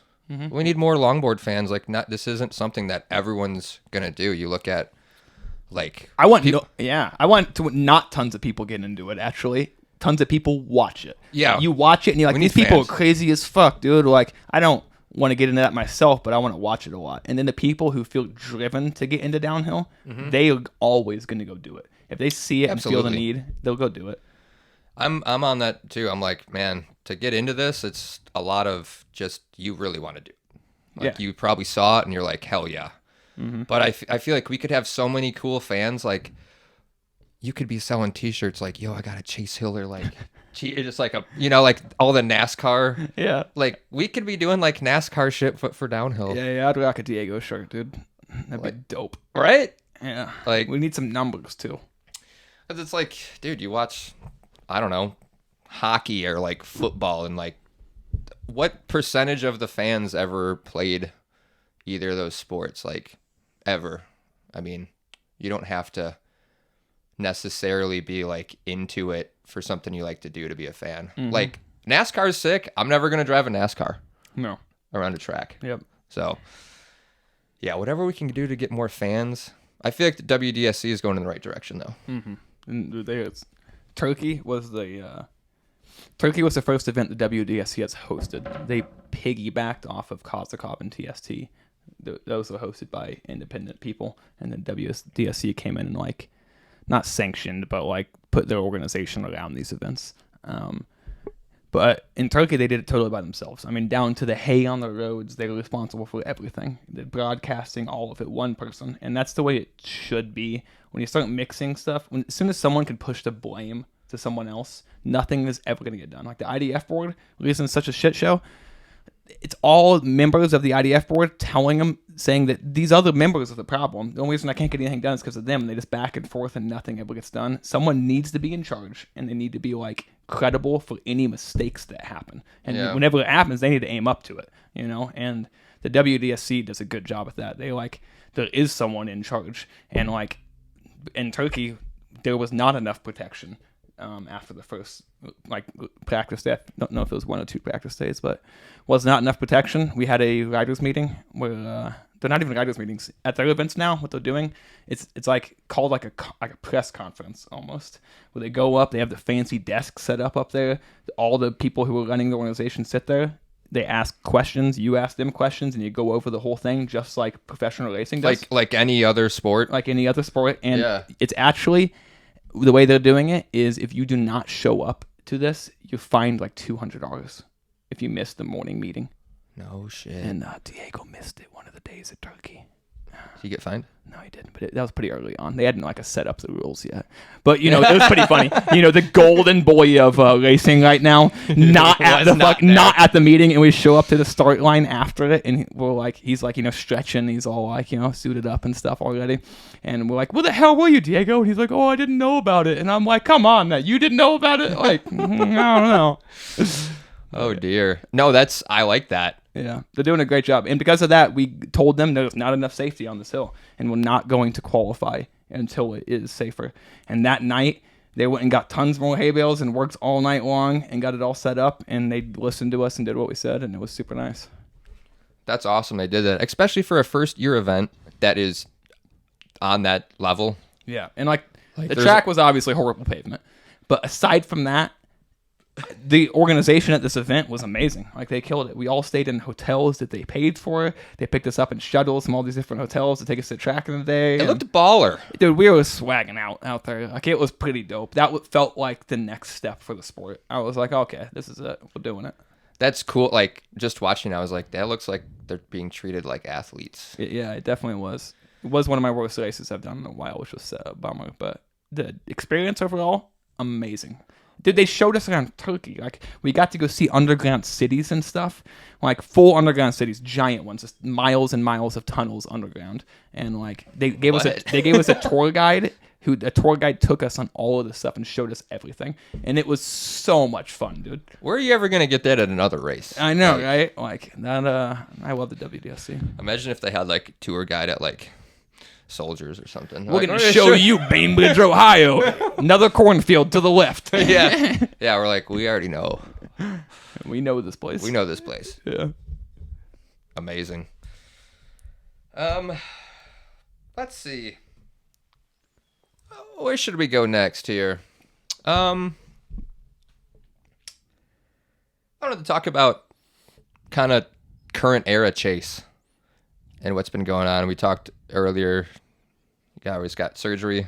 Yep. Kind of down bad right now. I'm kind of down a little bit bad as far as longboarding, but there is a silver lining to it.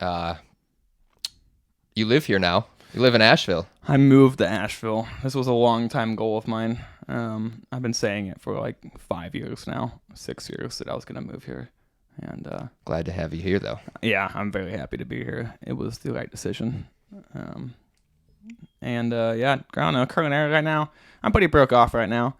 I'm definitely going to heal back up all fine, but it's hard to say, like I'm going to skate every single day, or not every day, but I'm skating multiple times a week, probably for many, many years. But hard to justify going as deep financially as I've gone the past few years, 24/7 on it. It definitely takes a toll. Like, you're just busting your ass to go out and spend it all, which is like enjoyable. I love like working for something that I know the money's going towards that I enjoy. Like, it makes me happy at work because I know what I'm at work for. But then, you catch yourself just so down bad sometimes. Like, I came back from Hawaii. I had no money. I left Hawaii, by the way. I left the mud because I got so deathly ill. I'm not, you ready for this? Okay, so I get sick as fuck in Hawaii, and we're living in the woods, in the mud, and like, you can't even it's like a 20-minute skate to get to town, and like, I bought a motorcycle out there, and some boys bought scooters, and it was super dope. Also, by the way, I got a motorcycle on Maui. Anybody wants to go ride it, it's still there. Anyone can use it. Hit me up. I'll tell you, all about it. It's on Turo. It's ready to go. It's badass. But it's free. But what happened was, got sick. Literally till I couldn't walk and stand. I was had gnarly fever. Was fucked up for a heck of days. And eventually I'm like, yo, I got to go to the hospital. So I go to a hospital, not like the ER, but the clinic or whatever the hell at the hospital. Yeah. And I'm like, yo, so I need a doctor to see me, tell me what I have, probably give me some antibiotics or something. And I'm like, I would like to know how much that costs. And they're like, do you have insurance? And I'm like, no, I just turned 26 a few months ago. Got kicked off that family insurance. I don't have any. And they're like, well, it's going to be $8,000 for you to get antibiotics, see a doctor, and that kind of stuff. And I was like, I'd sick him out. I was like, I'm out. So then I was like, okay, I'm gonna get a hotel for a couple of days because that'll help me up. I'll stay in a bed. I'll like take showers and like be clean. That'll help me heal. Cheapest hotel I could find was $600 a night, including like Airbnbs and everything. Could not find anything for less than $500, and I was broke as shit at the time. So I was like, I'm just gonna ride this out in the woods, you know. And dude, this kept not getting better. So I like bought a flight. I mean, I didn't buy a flight. I changed my flight for like super cheap one night to fly out the next day. I was like, I'm out, and I left Hawaii like that. Had to dip out. Had to dip out. You had the sickness. I had the sickness, dude. So when I came back pretty still sick. Like I was already like over the hump of how bad it was, but came back sick with no money in my bank account, no job. And I was in Missouri, and I was like, dude, this is horrible. You're starting from square one. Like, I'm starting from square one again, and I don't even want to be where I'm at. So like at that point, that's when I was like, fuck it, I'm moving to Asheville. Drove out here with pretty much everything I owned in my van, and I did Uber Eats on my motorcycle in 30-degree weather for like over a month. I'd be doing Uber Eats, and like it'd get dark while I'm out there doing Uber Eats runs still on my motorcycle, and then it'd start shitting rain, and I would have already picked up food from a restaurant. So you can't just say fuck it. You have to deliver that food now. And dude, it'd be pouring rain. I'd be going 20 minutes outside of town to drop off someone's fucking food in the shitting rain on my motorcycle. Please tip me. Yeah. Oh my god, dude. And that was the one benefit. I was getting some good tips because I'd pull up at 9 p.m. on a bike in the dark in the rain, and people were like, yo, this kid's down bad. Pulls up on the KLR. Who the hell is in our yard with the motorcycle? Yeah. I'm like, I got your pizza. Yeah.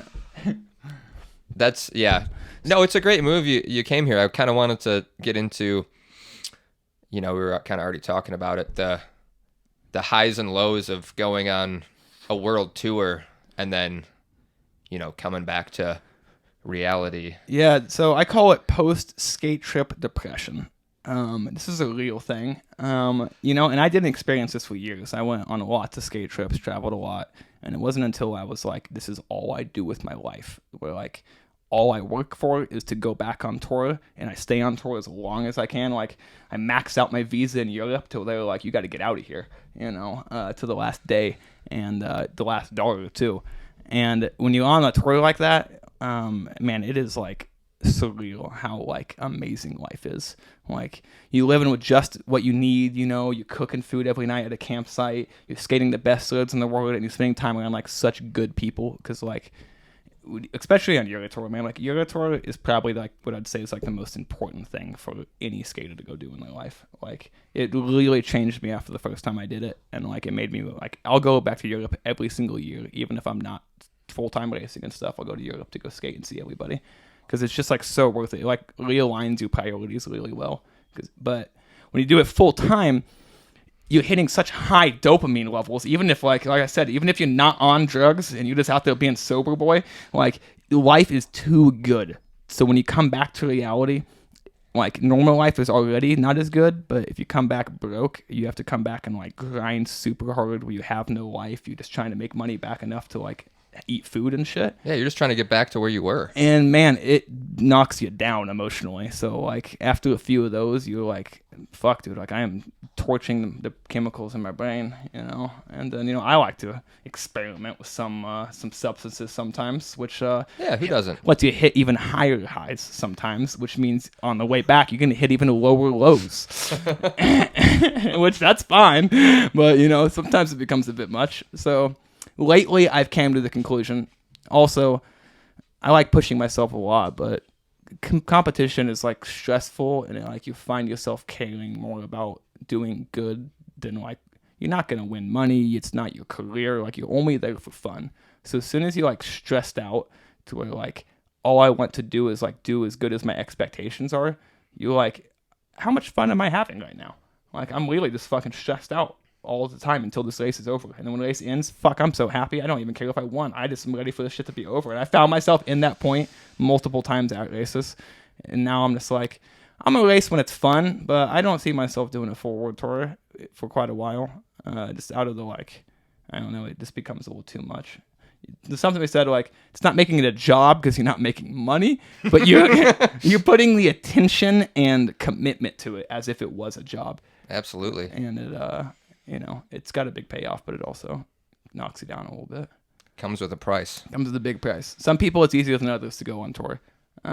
Not just because of like financial reasons, just because like suits their life a little bit better and stuff. Mm-hmm.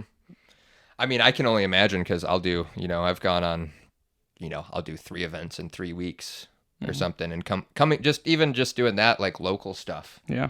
Like I went to Woodbugger for 3 days and came back, and I'm like experiencing that post. What do you call it? PSTD? Yeah, Post-skate trip disorder? Post-skate trip depression. That's the one. It's real. Like, you go back to work on Monday, and I'm like, what? Like, I was acting like an absolute wild man 24 hours ago, and now I'm back, like, having to act normal, and, like, nothing happened. And, like, yeah, it's pretty much the meme with the kid standing in the room being like, none of these people know that I can kickflip kind of deal, but it's like none of these people know that I live in, like, a subculture that pretty much is like better than anything in real life. Like real life, I don't give a shit if you go get a great girlfriend and get like a house and like you got everything going great in your life. It's sick and that's consistent happiness. But you go on a skate trip and you're gonna hit a high that no one else really gets to feel in life. Like honestly, that much in anything. Especially if you really like skating that much. Like skating has like always been the thing I like more than anything. So to be on a 6-week trip or a 3-month trip, in Europe or something, when it really by 2.5 months in, you're telling yourself this is real life, like this is life, and then you come out of it, you're like, oh my god, like Scotty got it bad, dude. Scotty got post skate trip depression, probably worse than I've ever seen anybody get, and it's because his first time leaving the country, he did 6 months. 3 months in Europe. I mean, 3 months in Europe and 3 months in America. He maxed out both of his visas. And for 6 months, I mean, Scotty was famous by the end of that tour, dude. Like, I'm talking. Oh, yeah. In Europe, like at K&K and stuff, like, it was amazing. And it didn't, like, go to his head or anything, but, like, it's hard to become famous with not feeling some type of a way about yourself. And, like, yeah. Then you go back to real life. And, like, nobody even knows that I'm the best skateboarder in the world. That's how I imagine Scotty's looking at life. He's like, yo, this fucking, like, I'm the best, yo. And, like, even he's not cocky, but, like, that's what you just came off being told. Yeah, Everyone no one's going to understand. Yeah. Like, there's a very small percentage of people that are like, yeah, like, they know what's up. But, yeah, man, I can't imagine doing that for 6, 7, 8 months a year. And, dude, I do it for a couple weeks, and I'm like, fuck. Yeah. Like, what am I doing? That was in reality the main reason I finally made the move to Asheville. I was like, yeah, I kind of want to just be like really happy where I'm at day by day. Like when I first moved here, skating a bunch, but honestly, skating not every day. I was getting myself into tons of new activities. I play a bunch of frisbee golf now, even before my injury, and like just branching out a little bit, and it's like it makes you appreciate skating even more sometimes. Absolutely. And you don't ever have those crazy lows, which is a huge up. A big thing for me, like what you said, like discovering other things is it's nice when you have the tool, like the things you like to do in your backyard. It takes the stress load off. At least me, I'm like, I could go skate today, but I don't have to. Yeah, absolutely. Like the roads aren't going anywhere. Yeah, if I have one down moment when I feel like I need it, it's just right there. It's right there. Skating for me takes one run. I don't care how bad of a mood I was in or anything like that. I'm like good to go. Incredible. Well, yeah. Let's. I think I got another guest question here. I'm excited to see. We can kind of change it up a little bit. We've been kind of riffing on this for a little bit. Got a guest question from David Boubier. Here goes. Hey, Dan. This is David. I heard you were interviewing Chase, and I wanted to call in a question. Chase, I was wondering who you thought would win in a fight. James Kelly dual-wielding dervishes or Frodo with only one leg? Sweet. Yeah, thanks. Can't wait to hear your answer. Sorry, I cut him off a little early. Oh my god, amazing question. Well, listen. What do you think? I don't even fuck with Frodo, dude. That dude, the whole movie, huge ego issue. He needs to get his shit straight. So, and I love James Kelly, obviously, biggest role model looking up in skating. So I'm picking James Kelly with dervishes. That being said, dual wielding. James Kelly, if you're watching this, I have only one critique. David Boubier put out a video flipping the Switch remake. And this video was made in all respect, to memorize the original, And David caught a little bit of shade from it from James Kelly, and he shared it and didn't have the most positive things to say. That was disappointing to see. Is all I'm saying. Wait, how long ago did this happen? Still me a couple years ago, maybe like 1 year ago. David was out in California. Lee filmed flipping the switch, corner per corner, shot for shot, same music, everything. It was him and was it him and Chris or was it him and? God, I forget exactly. Maybe it was John Slug. I think it was John Slug, dude. Dude, I'm gonna have to revisit this. I recall this happening, but and yeah, James, he took it the wrong way. Is what I like to tell myself, because I met James in Europe for the first time this past year, and that was a pretty legendary moment. That's awesome. Fuck with that, dude. Shout out James Kelly. Shout out James Kelly. Come hang out. Here's a good little story for you. We're at the first race in Europe this past year in Italy, and the campsite sucks ass. It's like a gravel parking lot. There's nothing there except for a brothel is what it is. And it's like ran by this Italian mobster who the locals are telling us is not a nice guy. And we're like, yo, it's shitting rain. It's thunderstorm and the only building is a brothel. And there's nightclub music going on inside and it looks like fun. There's a bar in there. And we're like, yo, can we come and make your brothel there's no one in there, it's totally empty. I was like, can we come make it a nightclub? We'll buy tons of drinks, we'll pay you for coming in, an entry fee. Yeah. We don't want to have sex with anybody. We're just here to have fun, and dude, at first he's like, fuck no, and shoos us off, and then after we keep sending Italian people to go talk to him, to try to get a little insight on him, he finally says yes, and we go in there and we get shit-faced at this bar because it's the first event in Europe. We're all cooped up, excited to go to Europe, and we're in this brothel and we're buying tons of drinks, dude, and we're already drunk by this point. It's 2 a.m. or definitely past midnight. James Kelly comes walking in and we're all never met James Kelly, and he walks straight up to Scotty and is like, yo, dude, I hear you're a badass. Can I buy you a drink? And we're like, oh, no way. And then the best part comes out. He buys him a drink. James walks off for a second. And Scotty's like, is that? He doesn't even know it's James Kelly. Really. He had a feeling it was James Kelly, but he didn't even know. He didn't even know who the fuck James Kelly was, dude. Who is that guy? Who's that guy? Who's that dude? Yeah. So that was pretty legendary moment. Incredible. Yeah. Oh, man. All right.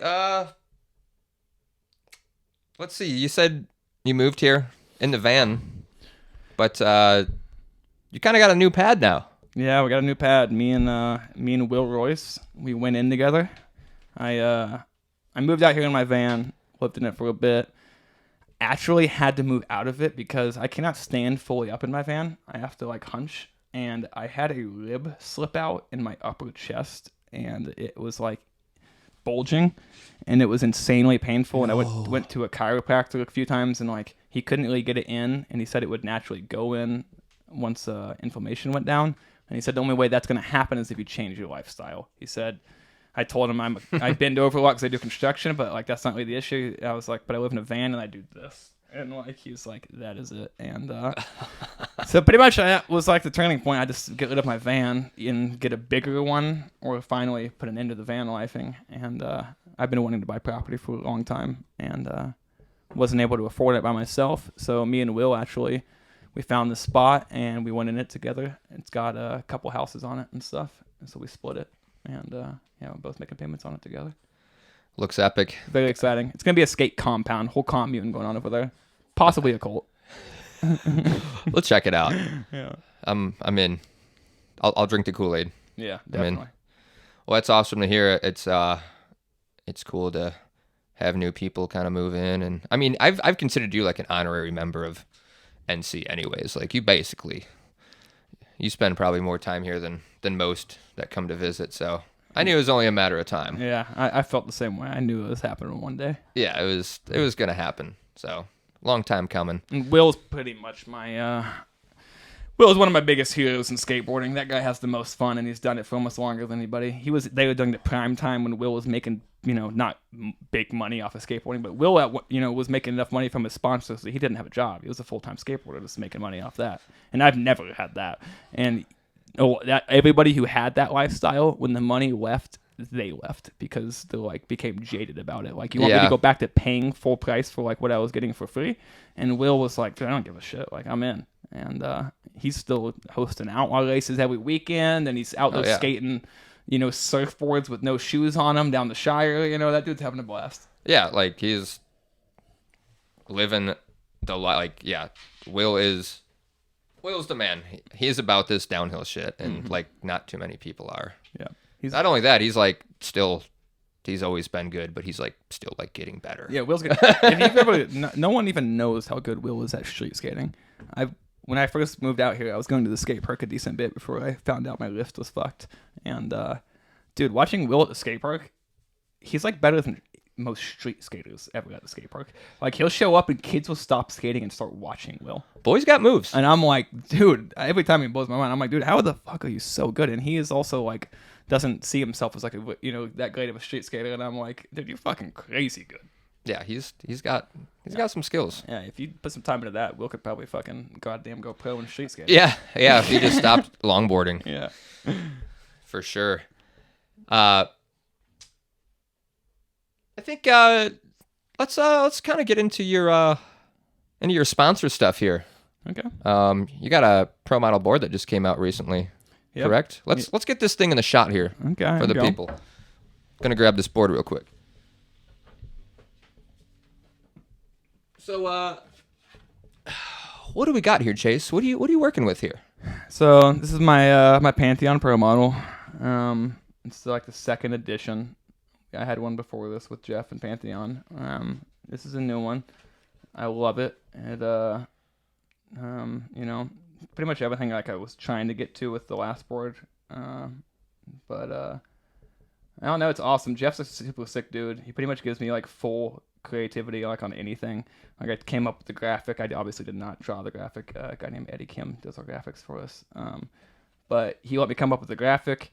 He'd come up with an idea for the board, and if I said like I'm not really feeling that, he was actually like, "Well, it's your fucking board. We're gonna do it your way," which is pretty rare from what I've heard from a lot of other people making boards. Sometimes people building them are pretty set on their ways. No doubt.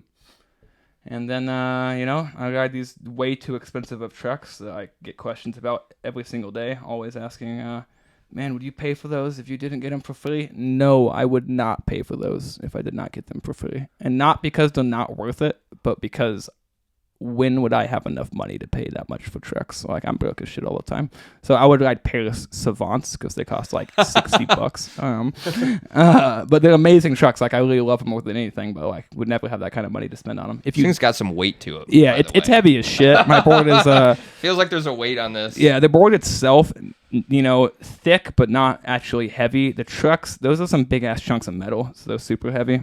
But Jared Rojas guy, awesome dude. Really, he's just like hyped on the community. It is not his full-time job, and he does not like. You can't just go make like place orders for these trucks anytime. It's like when he feels like making some, he'll make some and make them per order and stuff. But people always ask me like, how do I buy them? And you can't just buy them full time because the guy has shit going on. Just gotta be lucky. He's got to be lucky, kinda. What's up with the wheels? What you got going on with these? These are my Pro Model wheels from Seismic. I do pretty much the only wheel I skate besides dumpers. I do all my racing on them. People always ask me what size wheels I race. Like, when you ride the 80 mils, when you ride the other ones, I pretty much just ride these full time. I don't like changing things when it comes to racing that much. It's like find what I like and stick with it. But yeah, they're fucking dope ass wheels. They're great for racing, fresh. And then once you break into them, they're not like, these are slidey wheels. Like, Seismic makes, nice slidey wheels. So like, super fun to free ride. And then the whips, man, these things blow off so good whenever once you get to them, they're real thin, bevel them up. And one of my favorite free ride wheels is just these wheels, but beveled. Hell yeah. Yeah, pro model, pro board. Yeah, shout out Seismic, Pantheon. Pick them up somewhere at whatever skate shops exist still. They got them in places. Hell yeah. So, you making any royalties? Yeah, I make royalties with my board. Jeff is very generous with the amount that he pays me. He gives me like a really good royalty with it. Initially, right now we're not doing it. If I was set on it, I'm sure that he would do it. But I'm not. Now I'm like not so strapped on cash that it's not a big deal. But Jeff used to we usually do orders of my boards by the 100, so we get 100 of them made at a time, and he'd pay me up front for all of the boards at once before they've sold. Oh, sick. Which as a company is a huge risk because now you're like doubled down on how much you have invested in them, so you really need to sell them. I see. And he's always been great because he knows one big payment, I can use that to go on tour. The constant little bit each month, you don't feel it as much. So that was crazy helpful. He did that when I was full-time racing. Right now, we're not doing it. I'm just getting monthly payments from him, which is still sick. Extra money on the side, you know. And the boards have been selling really good, which I really appreciate. Anybody who's been buying my board, I do. Sometimes I'll be down real bad one month, and then boom, like a few $100 hits my bank account, and I'm like, fuck yes! So like, thank you, people buying that. Hell yeah! And then me and Seismic have a little bit of a different deal worked out for my royalties, where it's more travel incentives and stuff like that. But yeah. Oh yeah, it's good you're getting some kickback. Yeah, I mean, you know, definitely should get some kickback. Well deserved. I don't have any discount codes for anything. Quit asking me. Oh my gosh, that's awesome. Yeah. I get that one a lot. They're like, "What's the discount code?" I'm like, "Dude, I've never had one." Dude, no discount. No, dude, I'm a fan of your race wheels, so I got a chance to ride a set of the plums earlier this year. Hit Paradise and a few roads on them. And dude, they kind of grip like a Magnum when they're fresh. They got some grip to them. With no fresh, you can race them absolutely competitively against anything else. I'll be honest with you. You need to have better form than people on Magnums.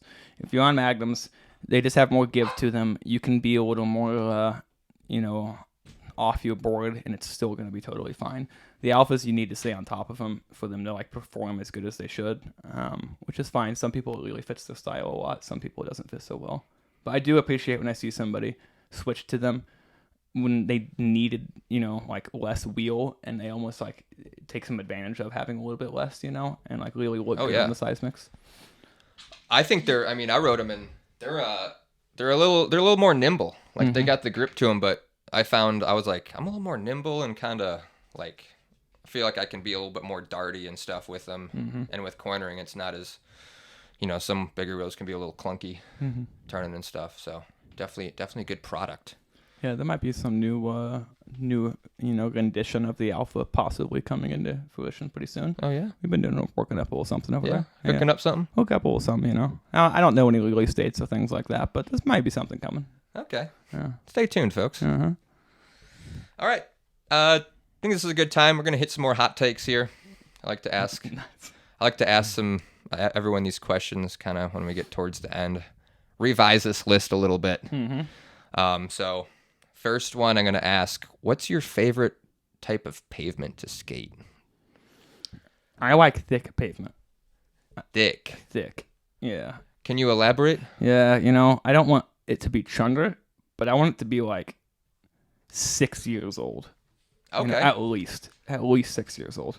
Like blacktop and so smooth and it's like nice, but dude, you never like get this correct dig in. Like not blacktop, like aged blacktop where it's gray but still butter smooth. Yeah. You dig into it, but you just don't dig into it quite right, I feel like. And when it's like it's got a little bit more thickness to it, like the wheels are wearing so consistent and smooth and like you're in the pavement a little bit.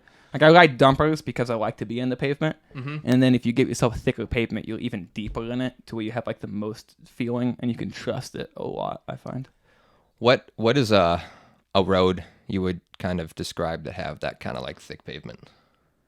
So Judy has pretty much like the perfect thick pavement in my eyes. Let's see, an NC road with that kind of pave. Tatanka. Okay. Have you ever been to Tatanka? Yeah, I have. Okay, so Tatanka, that pavement is like, it's thick that makes it slidey. Because it's like you're not making such perfect contact with the pavement with your wheel because there's like gaps in between little pieces of it. Yeah. It's also the stuff that gives you pretty bad road rash, but it like, you dig into it super nice and it makes it usually slidier because you don't have such good contact with the road. That is some of my favorite because that's like that like I'm just gonna kind of call out a spot. It's like that Lake Lure sort of like sparkly pave type shit. That is I was talking to Deitch with this. He's like, that is like the best pave. A lot of it in that area is kind of aged now. Mm-hmm. I mean, it's fine, but I like that shit too. Yeah, that's good stuff. Yeah. No doubt about it. Good stuff. All right, moving on. Round lip versus square lip. Which one you taking? I'm taking round lips. Yeah, square lips are fine, 10-4. but they have like an objective. Was square, round lips. They're there for everything. They got your back. Absolutely. Best style. We're gonna do men and women. Men and women best style. Yeah. Okay, let's see here. In your opinion. In my opinion. So I'm going to split it into 2 categories for you, if you don't mind. I'm in. I'm going to go for glove down racing style. Diego has my favorite style in men's. In women's, glove down racing style in women's. This is a really tough call. I know. Really tough call.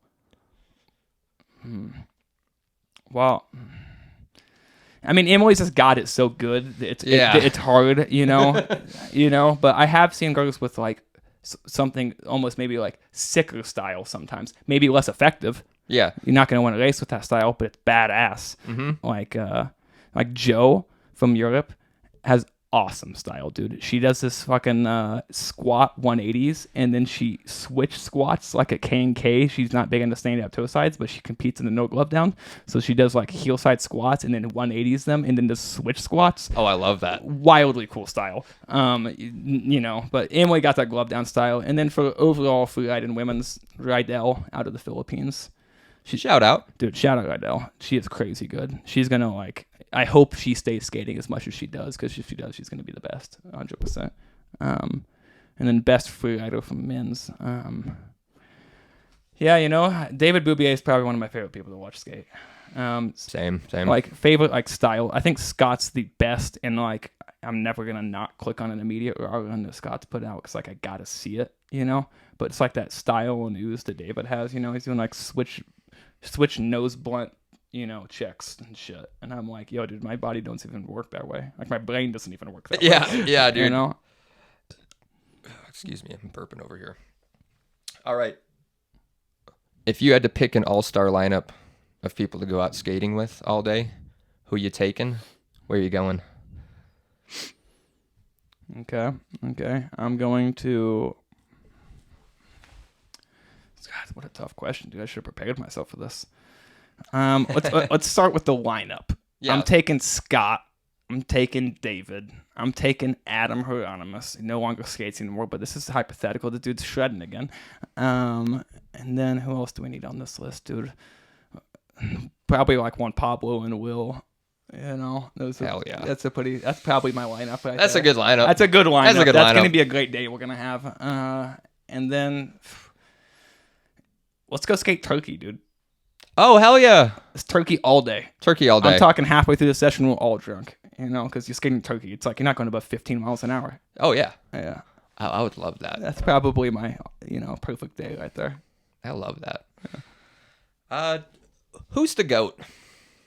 Scott. Hell yeah. Scott for food, Diego for racing. Yep. Yeah. Easy calls. Yeah, those are easy calls. Easy calls, Yeah, I mean. Someone step up to it. The opportunity's there. Go get it. It is. But right now I see those two as being the best. I agree. Last one, most underrated, in your opinion. Most underrated.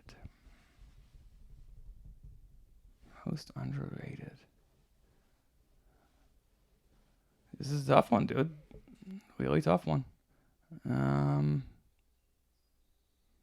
Didn't mean to try and stump you. Yeah, you stumped me on this one. You did. You got me good. I brought in a couple new ones.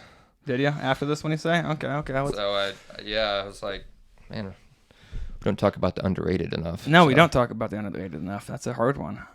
It can be for racing or for your ride. I mean, yeah.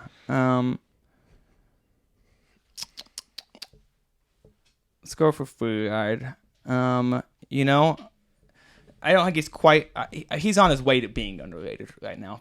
People still don't think even know who he is. But Tees out of Europe, dude, absolute shredder. Yeah. And he's still like real young into it, so like he's only got infinite potential to go. But this kid at Vulcan, you've never seen anything like. He's got that energy where like he gets to the bottom of the run and sprints to the gondola to go back up, and gets off the gondola and sprints to the top of the road to drop back in. Love and, to see it. When you got that kind of excitement for skating, you're gonna get good real quick. Oh yeah. Yeah. Some alternative shout outs like Lorenzo. Amazing skater, dude. I love watching him. He's been doing the stand-up pendies all the way stood up, just milking them through the corners, crazy effortless, really cool to watch. We're back to the stand-up pendy. Yeah, back to the stand-up pendy, dude. I have a lot of appreciation for it. Oh man. Well, yeah. Guess we're kind of getting there. Yeah. You got any other things you kind of wanted to bring up, or any shout outs or thank yous or any kind of words, comments? Let's see. Shout out the Asheville scene, really. Last night we were at a crab boil. I mean, what a scene, dude. Will Damn Shredder hosted the whole squad over at his house, cooked up just fucking 25 pounds of crab for everybody and a bunch of stuff, and that kind of stuff is going down in Asheville 24/7. Like, people skating all day, every day, multiple sessions happening, but like outside of that, like the scene's just like sick, and they're just like kicking it, having fun, like 24/7. Super happy place to be. Absolutely, it's what it's all about, Yeah, great community here. For sure. I couldn't agree more. We got a pretty unique setup going on out here, so if you ever find yourself in the Southeast. Yeah, you ever come visit Nashville, I got a place to stay, so, hit me up. You get a couch. Get at Chase. Become that couch man. All right, well, I really appreciate you coming on and, kind of sharing some words today. Thank you for having me on, seriously. I was very excited whenever you asked me. Oh, dude. I appreciate it. Long time coming, been thinking about getting you on here for a while, so glad we could make it happen. Yeah.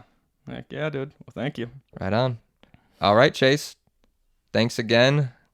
Thanks for listening. Over and out. Peace out.